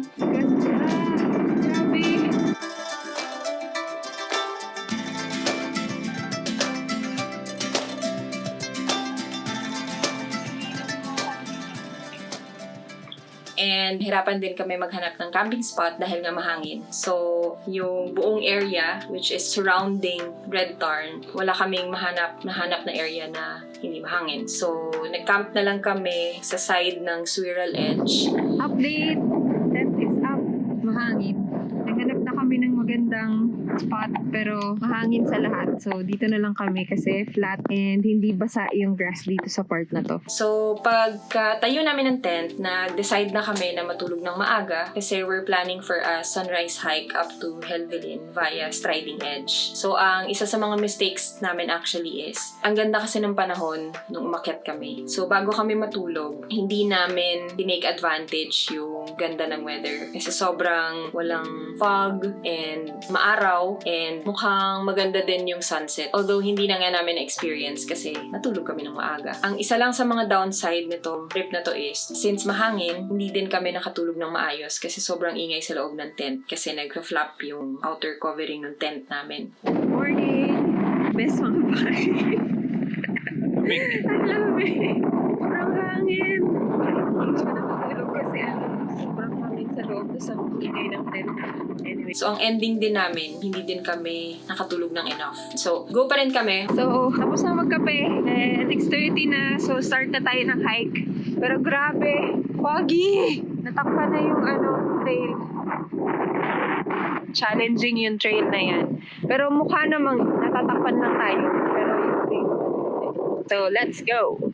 Inakit namin from Red Tarn to Striding Edge. Sobrang foggy niya. Update! Nandito na kami sa trail. Papuntang Striding Edge. Doon kami galing. Wala na, hindi nakita. Grabe. Yan siya. Fog. The abyss. Na-enjoy naman namin pero umabot lang kami sa point na hindi na namin nakikita yung trail in front of us. So, zero visibility na siya. On and off yung fog pero sobrang kapal kasi and never ending siya. Dito kami sa isa sa mga peak ng Striding Edge. Ayan siya, pathway to heaven. Ay, na-clear na naman, no? Kita ulit namin to. So, wala na naman. 2 minutes lang yung pagitan nung nag-update kami kanina, tapos ito na. Nag-clear na ulit siya, tapos nawala na naman. Kaya pag ganito yung trail, tapos may kasama kayo, huwag lalayo. Kasi maano lang ng konti yung distance, hindi mo na makikita yung kasama mo. So, nag-decide kami at this point na mag-back out. So, nag-abort mission kami. Abort mission. Unsafe. No. Not safe. Nilapad namin tong drone hanggang dun sa taas, lampas sa mga clouds. Tapos, ang dami talaga niya. Sobra. Parang hindi siya mauubos. Sobrang dami niyang clouds, kaya parang puro fog talaga yan. So, sa ngayon, babaan na lang muna kami. Yun. So, hindi namin tinuloy. Hindi kami nag-risk. So, bumaba kami and naisip namin na mag-relocate ng tent dahil nga hindi kami nakatulog. And then, pinlan din namin na magpahinga and then umakyat ulit via Striding Edge ng hapon or until maubos yung fog. So, ginawa naman namin yun. A good thing is, nakakita kami ng isang magandang camping spot. What's up? Nandito na kami sa baba. Tapos, may solusyon na kami sa problema namin kagabi. Dahil sobrang lakas ng hangin, hindi talaga kami nakatulog. Siguro mga 2 oras lang yung tulog ko. Ngayon, naghahanap kami ng camping spot. Ito yung nakita namin. Yan. Andito yung lake, tapos andito siya. Ang may gumawa talaga. Mahangin yan. Dito sa taas na to, pero pag bababa ka, Wala. wala. Well protected. So, tayo yung mag-ambag. Isang bato para sa'yo, isang bato para sa akin. Ayun. So, since maganda na nga yung camping spot na napili namin, nakapagpahinga kami ng mabuti. And at the same time, na-realize din namin na yung lesson na natutunan namin. Since nag-abort mission nga kami dahil zero visibility na. For a moment there, nagkaroon kami ng konting doubt. So, hindi talaga namin pinush. So, that's one important lesson. Kasi ang nature, ang bundok is very unpredictable. So, hindi mo alam kung if you're already putting yourself in danger. So, it's always better to be safe, di ba? So, know your limits all the time and when you're in doubt, do not take the risk. So during the day, madaming nag-hike to Helvelin via the Striding Edge. And while watching them, realized din namin na it's a good thing na hindi talaga kami tumuloy kasi at this time, medyo covered pa with fog yung summit ng Helvelin pero both the ridges are clear. So nakita namin yung mga hikers na gumagapang talaga sila dun sa part na kung saan kami tumigil and bumaba. Grabe. Gumagapang silang lahat.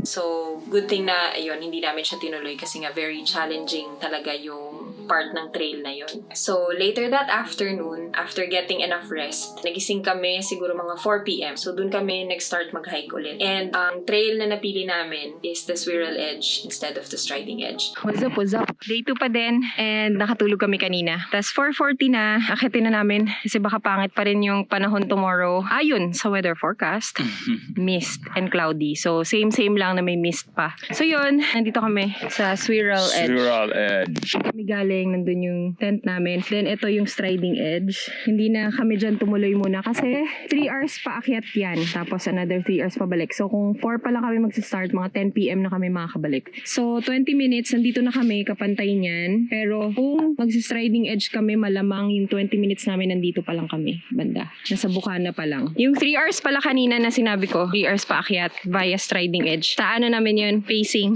Baka nga mas matagal pala, no? With picture-picture pa in between. Ito yung itsura ng Squirrel Edge.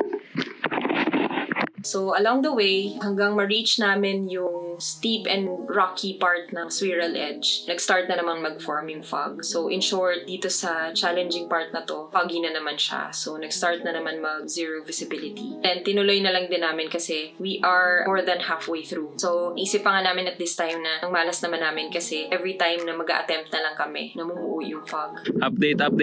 Nandito na kami sa tuktok nung Squirrel Edge. Grabe yung pakyat. Sobrang steep. Grabe. Scary AF. Ito yung video gamit yung Insta360. Zero heights na. Oo. Tapos, may bato.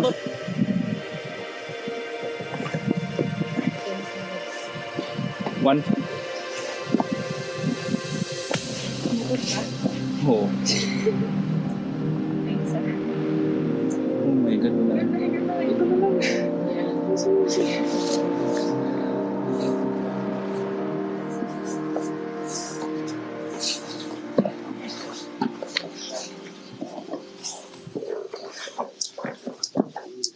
And then, we reached the summit. Yun, sobrang foggy pa din. And pakapal ng pakapal actually yung fog. But naisip namin na maghintay sa summit until siguro nearly an hour. Pero hindi kami nabigyan ng clearing doon sa summit. Hello, tambay ako dito. Nagpapainit kasi wala talaga. Walang clearing at all. Ang nakakover ng makapal na ulap. Yun, pero okay lang. Natutunan lang namin sa hike na to is dapat pala maging doble-dobleng, tripleng grateful ka kapag nabiyayaan ka ng magandang view. Kasi hindi sa lahat ng oras mabibigyan ka ng magandang view, magandang panahon pag nag-hike. Wala, kanina pa kami naghihintay dito pero zero talaga. Grateful pa rin kami kasi naakyat namin tong summit ng Helvelin. Next problem, pababa. Paano ba pababa? Nasa stress na ako. So, we've decided to go down kasi naisip namin na parang, okay, never-ending yung clouds, never-ending yung fog, and pakapal siya ng pakapal. So, most probably, hindi mauubusan ng fog. And as soon as we reached yung start ng rocky part ng Squirrel Edge pababa, nagkaroon ng konting clearing. Update. Guess what? Nag-clear. Ayun o, ito yung nakit namin kanina. Grabe. Pero sa part na yun, foggy pa rin. After 2 minutes, grabe, sobrang clear na niya. Oo, kailangan na palang takutin yung summit na ano. Ayan. Oh my God. Buti naghintay tayo. Yeah, buti naghintay kami. Ayun o. Tayo dun sa ano, Ayun, trig point. Kitang-kita na yung trig point. healthy din. Oh my God. Oo. Ilang minutes lang to, tapos wala na ulit siya. Grabe. Pinaglalaro kami ng panahon. Thank you, Lord. Yeah, salamat. Ayun o, grabe o. Ito itsura niya kanina, bam. Wala. Pero ngayon, Baka pa emote. Nag-emote ako. oh, grabe oh my, ang ganda. At this point, sobrang saya na namin ito kasi finally nakita namin yung view ng Helvelin. Nakita namin yung Red Tarn and yung mga surrounding mountains. But at the same time, hindi din kasi siya clear kasi yung paligid ng Red Tarn is surrounded by fog pa din. So siguro after a few minutes, na-cover ulit siya ng fog. So that's when we decided to go down na talaga. So after the challenging and rocky part of the Squirrel Edge, dun kami nabigyan ng sobrang gandang view talaga. As in, naubos yung fog for some reason. Nag-clear.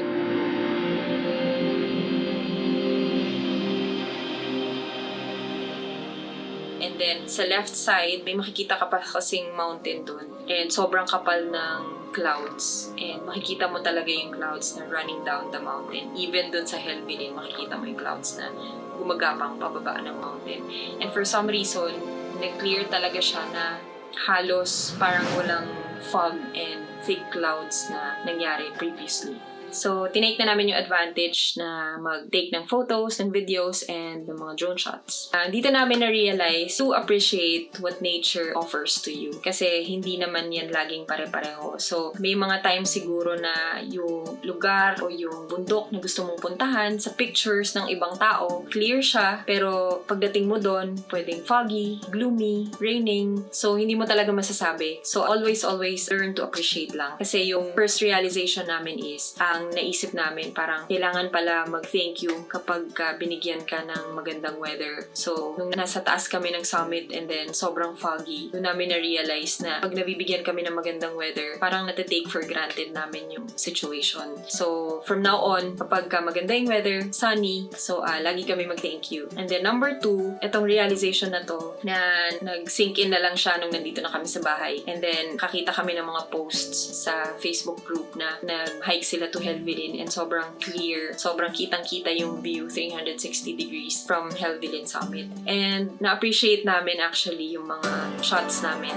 dahil yung fog actually surrounding the mountains gave depth to the photos. At the same time, nagkaroon siya ng kakaibang feels actually nung nandun kami. So parang iba yung memory na naiwan sa amin ng mga clouds na yun surrounding the mountains. And also, if you want to learn more about being grateful despite being in worst situations, you can watch this video up here, the link.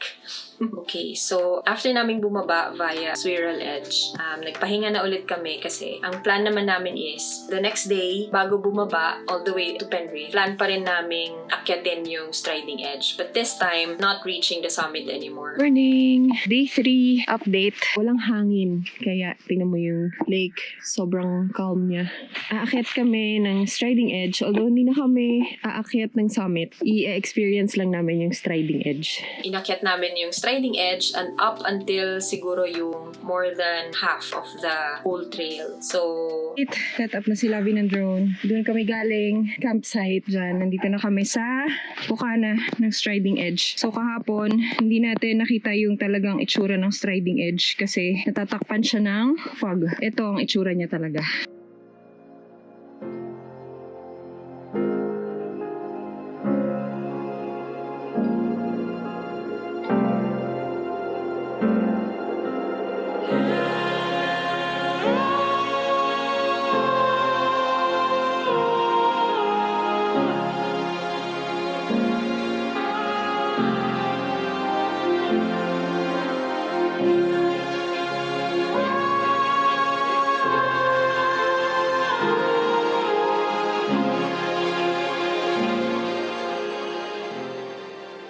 and at this point, yung fog is on and off pa din siya. So, may time na nagiging foggy na naman yung surrounding and then may time na nag-clear. So, isa sa mga advantage at the same time disadvantage din ng pag-hike namin sa Striding Edge ng araw na to is hindi siya mahangin. So, advantage siya dahil of course, bali hina-hike namin yung isa sa mga difficult trail going up to Helvellyn and syempre, mas favorable kung hindi mahangin. Pero at the same time, na inattack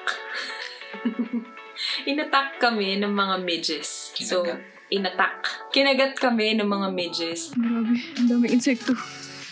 So, lalo na ako, nung na-reach ko yung parang highest point nung ridge, doon naglabasan yung mga maraming midges. So, yung mga midges, mga insekto sila sa UK, yun, mga bloodsuckers. So, another lesson namin is magdala ng midges repellent. So, hindi lang basta insect repellent, kasi may mga insect repellent na dedicated solely for midges. Ito yung mga itsura ng mga kagat after a few days. Okay, and then after namin bumaba ng Striding Edge, kumain lang kami then nag-camp out na, then nag-hike na ulit kami pababa to Penrith. So all in all, yung experience na to, of course, very memorable siya. Sobrang ganda ng trail na madadaanan mo. For me, sobrang refreshing kasi yung kapag yung trail na dinadaanan mo is along a stream. Kasi pag anything talaga na parang may naririnig ka na sound ng isang body of water, relaxing siya and refreshing siya pakinggan. So ang negative naman, pero not so negative actually, yung parang bad side lang ng hike na to is yung weather. Because the weather is very unpredictable. Yun. So hindi namin ina-expect na magiging sobrang foggy yung hike namin. Kasi nga, pagdating namin, kita namin actually yung summit, kita namin yung striding and swirl edge. So hindi namin in-expect na the following day, magiging sobrang foggy pala. And then also, as soon as you reach Red Tarn, yung two options mo is to go up via striding and swirl edge. So as I've mentioned, they are both steep and sharp top ridges. So in short, difficult talaga yung both trails na ito. And kung meron kang fear fights, talagang mahihirapan ka. But all in all, sobrang worth it naman siya pagdating mo ng summit because talagang maganda yung view. And left and right, and then makikita mo yung view ng Red Tarn sa baba and napapalibutan ka talaga ng maraming mountains. So, worth it lahat. And kami, personally, sa hike na to, naging mas worth it siya dahil sa Sea of Clouds. Dahil sa cloud formation, which at first, akala namin negative. Pero it turned out na yun pala yung nagpaganda and nagpa-make ng hike na to a memorable one. So, yun lang. And ito pala yung mga photos during this hike. We are timeless. We are timeless. We are timeless. We are timeless. Okay, so that's it. Ibabalik ko na kayo sa actual footage for the outro. Boom! What's up? What's up? Dito na namin i-end yung vlog. Thank you for watching and I hope naging helpful tong vlog na to if you're planning to hike Helvellyn in the future. And don't forget to subscribe to our channel if you're interested in travel videos and travel-related contents like this one. And always remember to Travel wisely. travel responsibly and leave no trace. Bye! Natutunan namin dito sa hike na to na kailangan lang talaga siguro maghintay. Grabe, napakatagal na paghihintay na natulog pa nga tayo. Mahintay sa tamang pagkakataon. Ito yung tamang pagkakataon. Ayan, oh. Grabe. Gumagapang yung Sea of Clouds.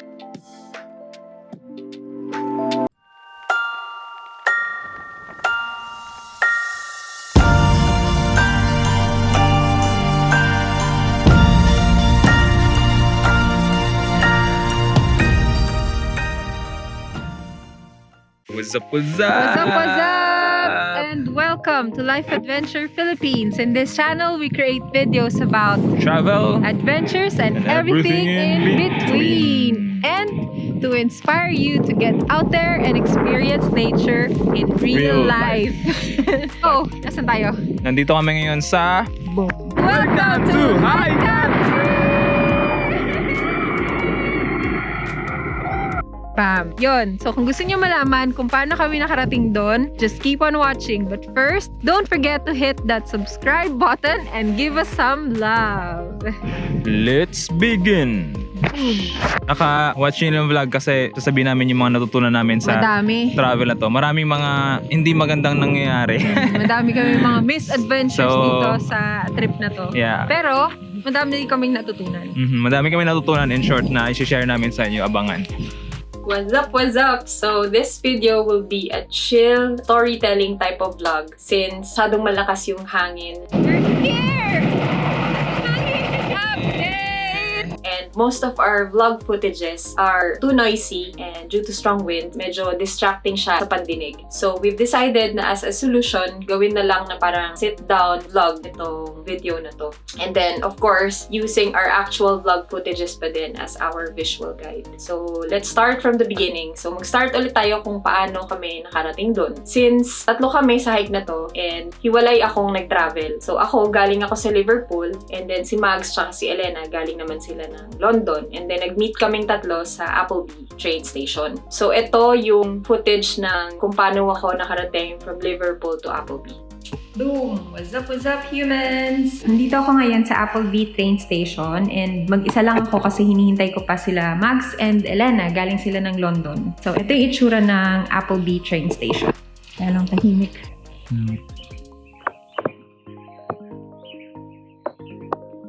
So, galing ako ng Liverpool Lime Street. Sumakay ako ng train via Transpennine Express. And it took me mga 2 hours from Lime Street to Carlisle. And then from Carlisle, nag-train ulit ako via Northern Railway going to here, Appleby. And then roughly mga 40 minutes yung train ride. So, all in all, yung pamasahe ko is 37 pounds from Lime Street all the way to Appleby. One way yun. So, that's it.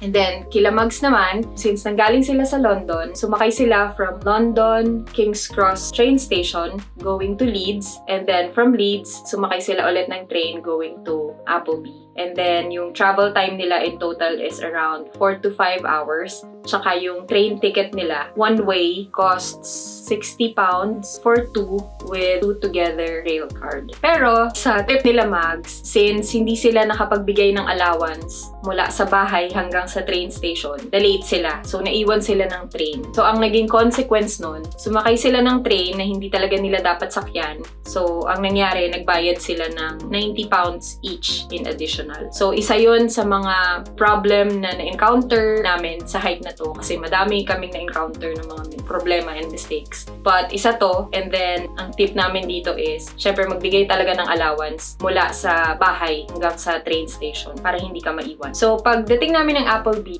bumaba sila ng train, then nag-meet na kaming tatlo. Then, since it was raining, we've decided to eat first and then patilain yung ulan. Then, nakakita kami ng fish and chips na takeaway restaurant. Then, dun bumili si Elena ng lunch. And then, kami naman ni Mags, kinain namin yung baon namin which is adobo and rice. Kumain kami sa isa sa mga shed na nakita namin by the river. So, naglakad kami from Appleby to Dufton. Dufton yung jump-off point. Naglakad kami for an hour and a half. It was around 3.7 miles in total. Naglakad kami kasi walang other option. Kasi walang public transportation available in the area. Actually, from Appleby going to Dufton, walang available public transportation. So, walking is your only option if wala kang sasakyan. Then, pagdating ng Dufton, dun na magsa-start yung actual hike going to High Cupnick. So, ang distance naman niya is 3.5 miles and then nilakad namin siya for 3 hours. So, konting trivia lang. High Cupnick is a part of the Pennine Way. So, yung Pennine Way, siya yung first national trail here in England. It stretches to 268 miles. So, ganun siya kahaba. Ayun. So, yung High Cupnick, in short, kapag ginawa mo yung Pennine Way, madadaanan mo yung High Cupnick.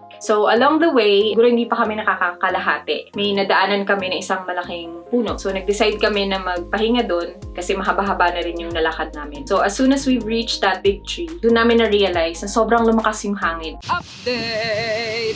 Kakain na si El. Pahinga kami. Sobrang lakas ng hangin. Tapos kanina, may nakasalubong kami na hiker din siya. Tinanong namin kung sobrang hangin sa taas. Sabi niya, not too bad. Tignan natin yung not too bad niya. Yeah. Kasi sa Pilipinas, kapag tinanong mo yung guide, Kuya, malapit na? Oo, malapit na. Yung malapit niya, ang layo. Ang layo pa. Kaya baka yung not too bad niya, pagdating namin doon, malipad-lipad kami. Pero grabe, ano to? Bakit ganyan? May bagyo ba?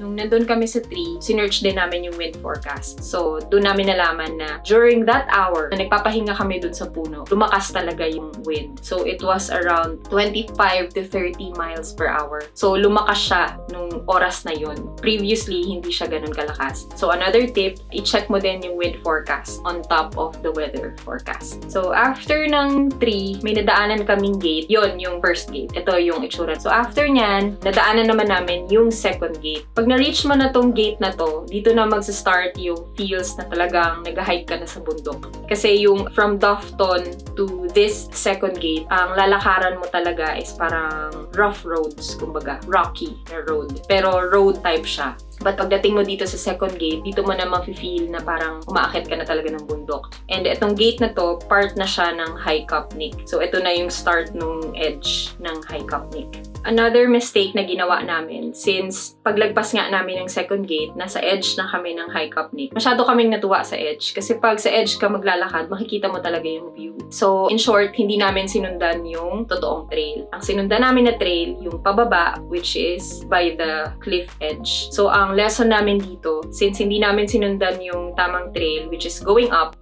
Sa gilid kami dumaan, dito kami dumaan.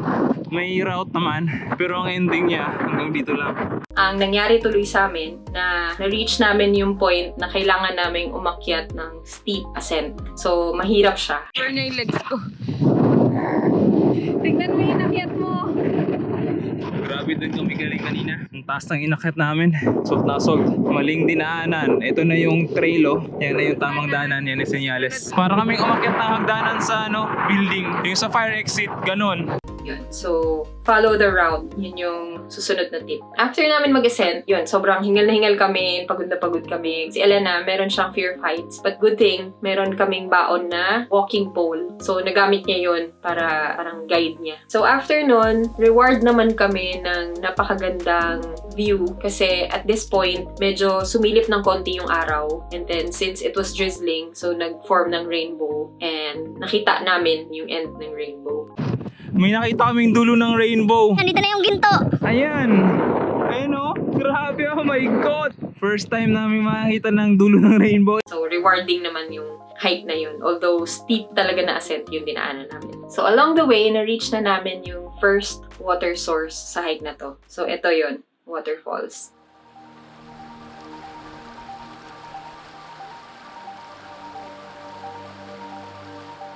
So, yung next problem naman namin is, yan, yung water source. Kasi nag-rely kami dyan since pag-aralan namin na may mga water source kaming madadaanan sa hike na to. Ang problem lang, stained yung water. Kumbaga, ano siya, brownish yung kulay niya. So, natry na namin na i-filter siya twice and i-boil. Pero still, stained pa rin yung tubig. So, hindi na kami nag-risk. Hindi namin ginamit. Yun nga lang, ang problem kasi since nag-rely nga kami sa water source, nagdala lang kami ng 1 tumbler each na tubig galing sa bahay. And then, ganun din si Elena. But good thing, may dala pala si Elena na 2-liter bladder. So yun, kung wala yun, wala kaming iinumin and hindi rin kami makakain kasi mostly yung mga pagkain na dala namin, kailangan talaga ng water. So after nyan, paglagpas namin ng konti sa waterfalls, may nakasalubong kaming 2 babae na hiker.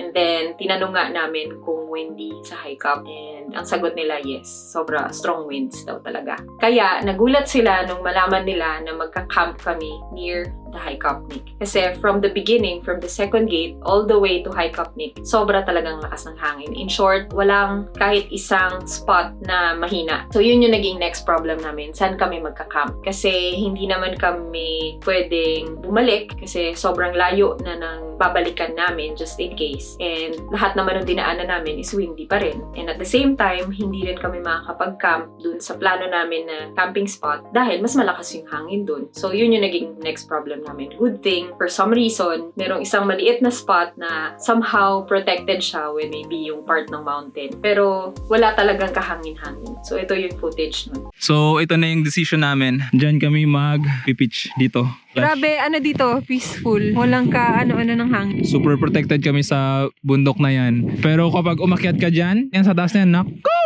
Ang lakas ng hangin, bagyo, signal number 1. Diyan kami nag-camp, tapos sinwerte lang kami na may ganyang lugar. Pero kung wala, hindi namin alam. Or if not, maybe titiisin na lang namin talaga yung lakas ng hangin. But ang consequence kasi nun, hindi kami makakatulog ng maayos kasi magiging maingay yung tent. Yun. Then after namin mag-set up, nag-dinner na kami, then natulog na kami ng maaga para magising din kami ng maaga para maabutan namin yung sunrise. So yun. The following morning, hindi rin kami nagising ng sobrang aga. But okay lang kasi yung camping spot namin, mga 15 to 20 minutes walk lang siya papunta ng High Kapnik. So ang ginawa namin, nag-coffee, nag-breakfast, and then si Mags nagpalipad ng drone. May isa kami wala yung problema. Nagpalipad ako ng drone kanina. Ang problema, yung drone, hindi na bumalik. Masyadong malakas yung hangin, pinapauwi ko na siya. Hindi niya nakayanan. Ang nangyari, nag-emergency landing. Dahil 0 battery na siya, in 0 knot. Masyado akong na-miscalculate yung hangin. So ang gagawin ko, lakad ulit ako doon hanggang sa pinaka-umpisa, bababa. Hanapin yung drone. Grabe, oh my God. Medyo nakababa na ako ng konti kahit pa paano. So ganyan yung itsura niya dito sa baba. Nadulas ako dun sa stream na yun. Sakit na pa ako. Ang good news, nakita ko na yung drone na yun siya. Mukhang okay naman siya. Siya kinain ng kanting pero binahayan siya ng insekto. Ang taas ko na, grabe. Ano ganyan sa baba? Grabe yung dinaanan ko kanina. Lala, sobrang tarik yung dinaanan ko kanina. Pabalik na ako sa trail, ay salamat. Ay falls. Sakto, 2 oras. 5:30 ako umalis kanina. At mission accomplished yung pag-retrieve natin ng drone. Ito alam ko, nag-alala na ito ng matindi. Ito nakita-kita lang. Sarap magabi. Meanwhile, habang nire-retrieve ni Mags yung drone, kami naman ni Elena after namin mag-breakfast, pinuntahan na namin yung hike up Nick. So hindi rin kami nakapagtagal ni Elena dun kasi number 1, sobrang lakas nga ng hangin, as in super talaga. Yung tipong hindi ka makatayo sa near the edge kasi pwede kang mahipan ng hangin, and hindi rin kami magkarinigan. At the same time, ako medyo anxious din and kinakabahan dahil nga sobrang lalim ng binabaan ni Mags. So hindi rin ako sure. Tsaka meron akong intuition na baka shortcut ni Mags ba yung valley, and masyado kasing steep yung part na yun and walang trail, so kaya ako kinakabahan na ginawa nga niya talaga. And yun, after mga 2 hours nakabalik naman si Mags, pahinga lang ng konti, and then pinuntahan na naming tatlo, binalikan namin yung hike up Nick. So ito yung mga drone footages, photos, and Insta 360 shots namin.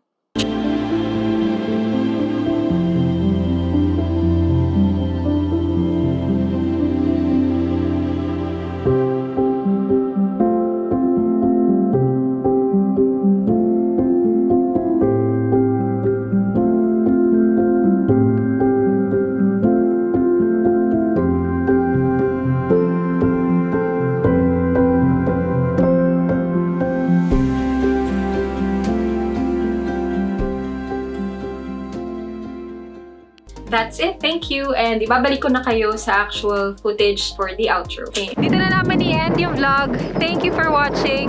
Sana na-inspire namin kayo, and sana makatulong tong video na to if you're planning to travel here in the future. And if you're interested in travel videos and travel-related contents like this one, please do subscribe to our channel. And always remember to Travel wisely! travel responsibly and leave no trace. Bye!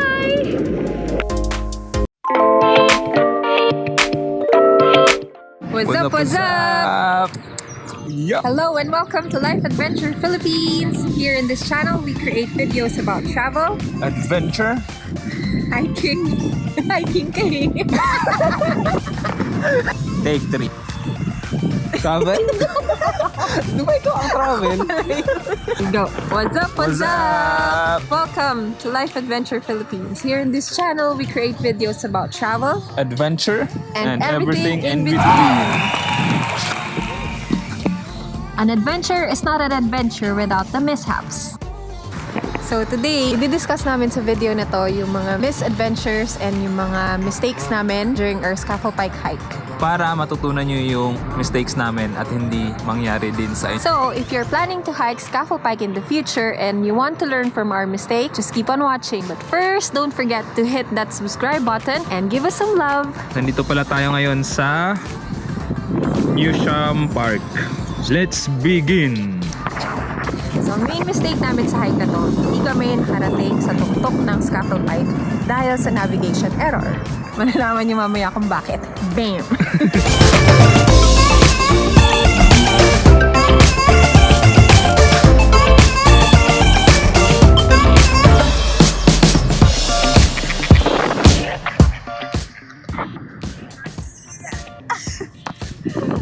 Okay, so ganito yung kwento. So, early in the morning ang plano naming mag-hike pa summit. So, in short, day 2 yon after naming mag-camp. And then, nakaka-1 oras kalahati na kami.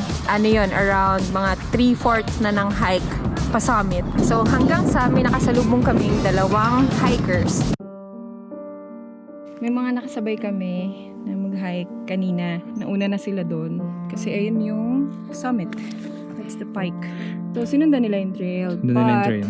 Yan, paakyat pa lang kami, pababa na sila. Tapos, sinabi nila na hindi sila nakarating dun sa tuktok kasi may part sila na dadaanan na sobrang steep and sobrang parang bangin. So, mukha daw dangerous. So, hindi nila tinuloy. So, we think it's a sign. Kasi, di ba, papunta pa lang tayo, may nagbabala. Tapos, naniwala naman kami sa kanila. So, napag-isip-isip kami. Ang naisip ni Lovie, Dahil masyado na mahaba-haba yung inakit namin, sayang naman kung mag-back out kami. So, chinek ko yung sinasabi nilang area na dangerous. Ito yung video nang naglakad-lakad ako. Check ko lang kung sobrang delicate talaga siya. Mukhang mahirap nga talaga siguro. Tingin ko dun sila galing, bumalik sila. Dahil after nitong part na to, yan yung scary.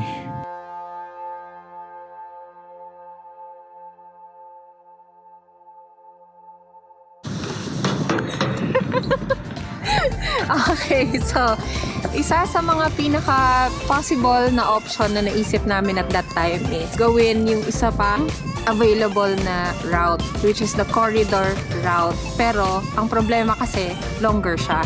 Ito yung itsura ng corridor route.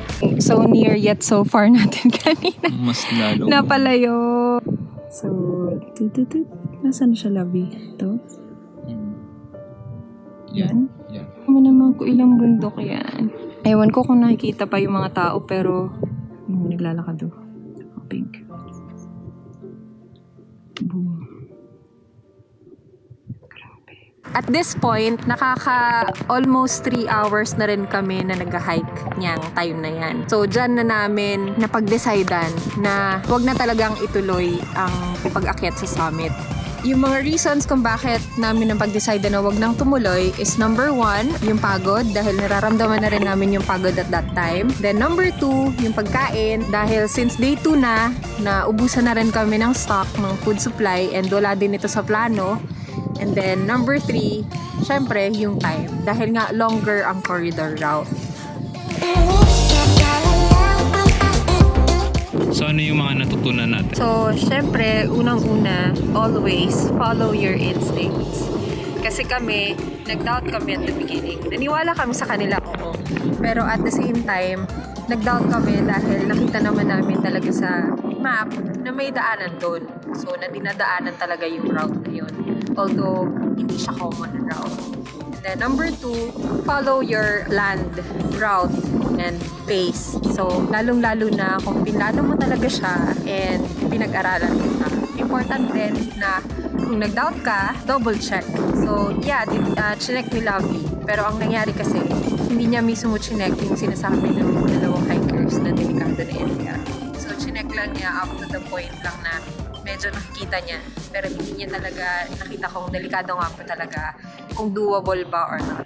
Dahil nung sa second time na inakyat namin yung Scuffle Pike, yung route na yon nakita namin siya. Tapos, pwede talaga siyang daanan. Kaya siya. Yun yung ginawa namin nung second time na nung naakyat na namin siya. Doon kami bumaba. Actually, na-discover namin, hindi lang siya doable. Dahil dun sa route na yon nung pabalik na kami, dinadaanan siya ng mga matatanda. Yeah. And so ito sila. Example. Yung mga lolo't lola. Mga lolo't lola.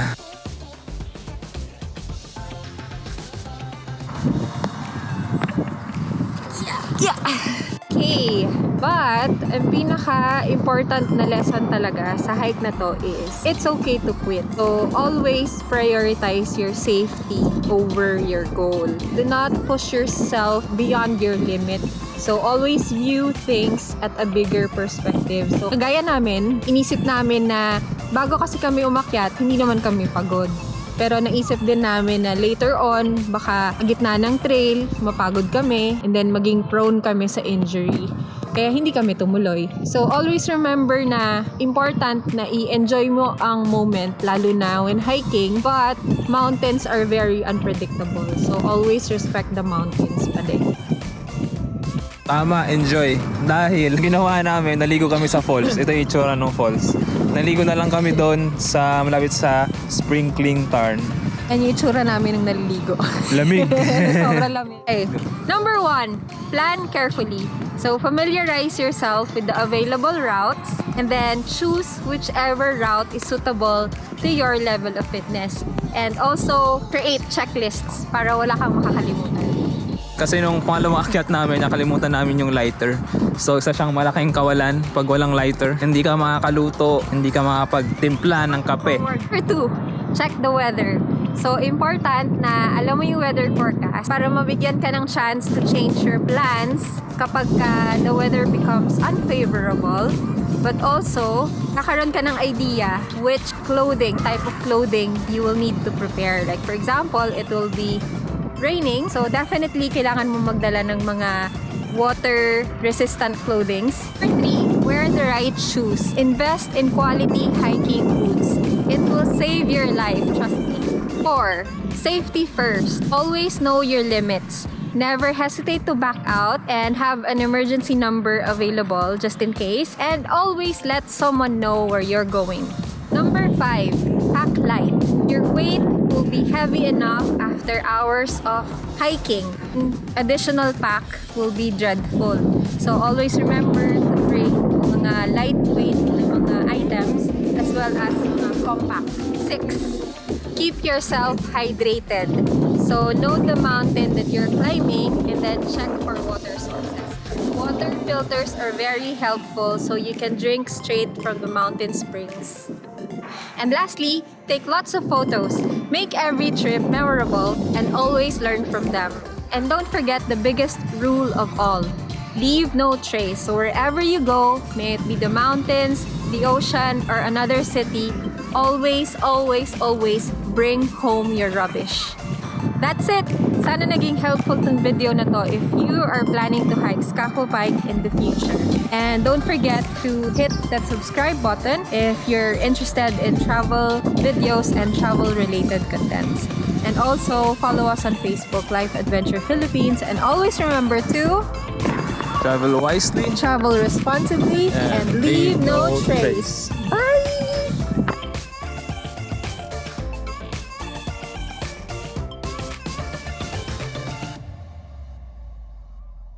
May tao na dun eh. Oo nga eh. So near yet so far. May delikado daw na area dun. So, So, wag i-push. Wag i-push!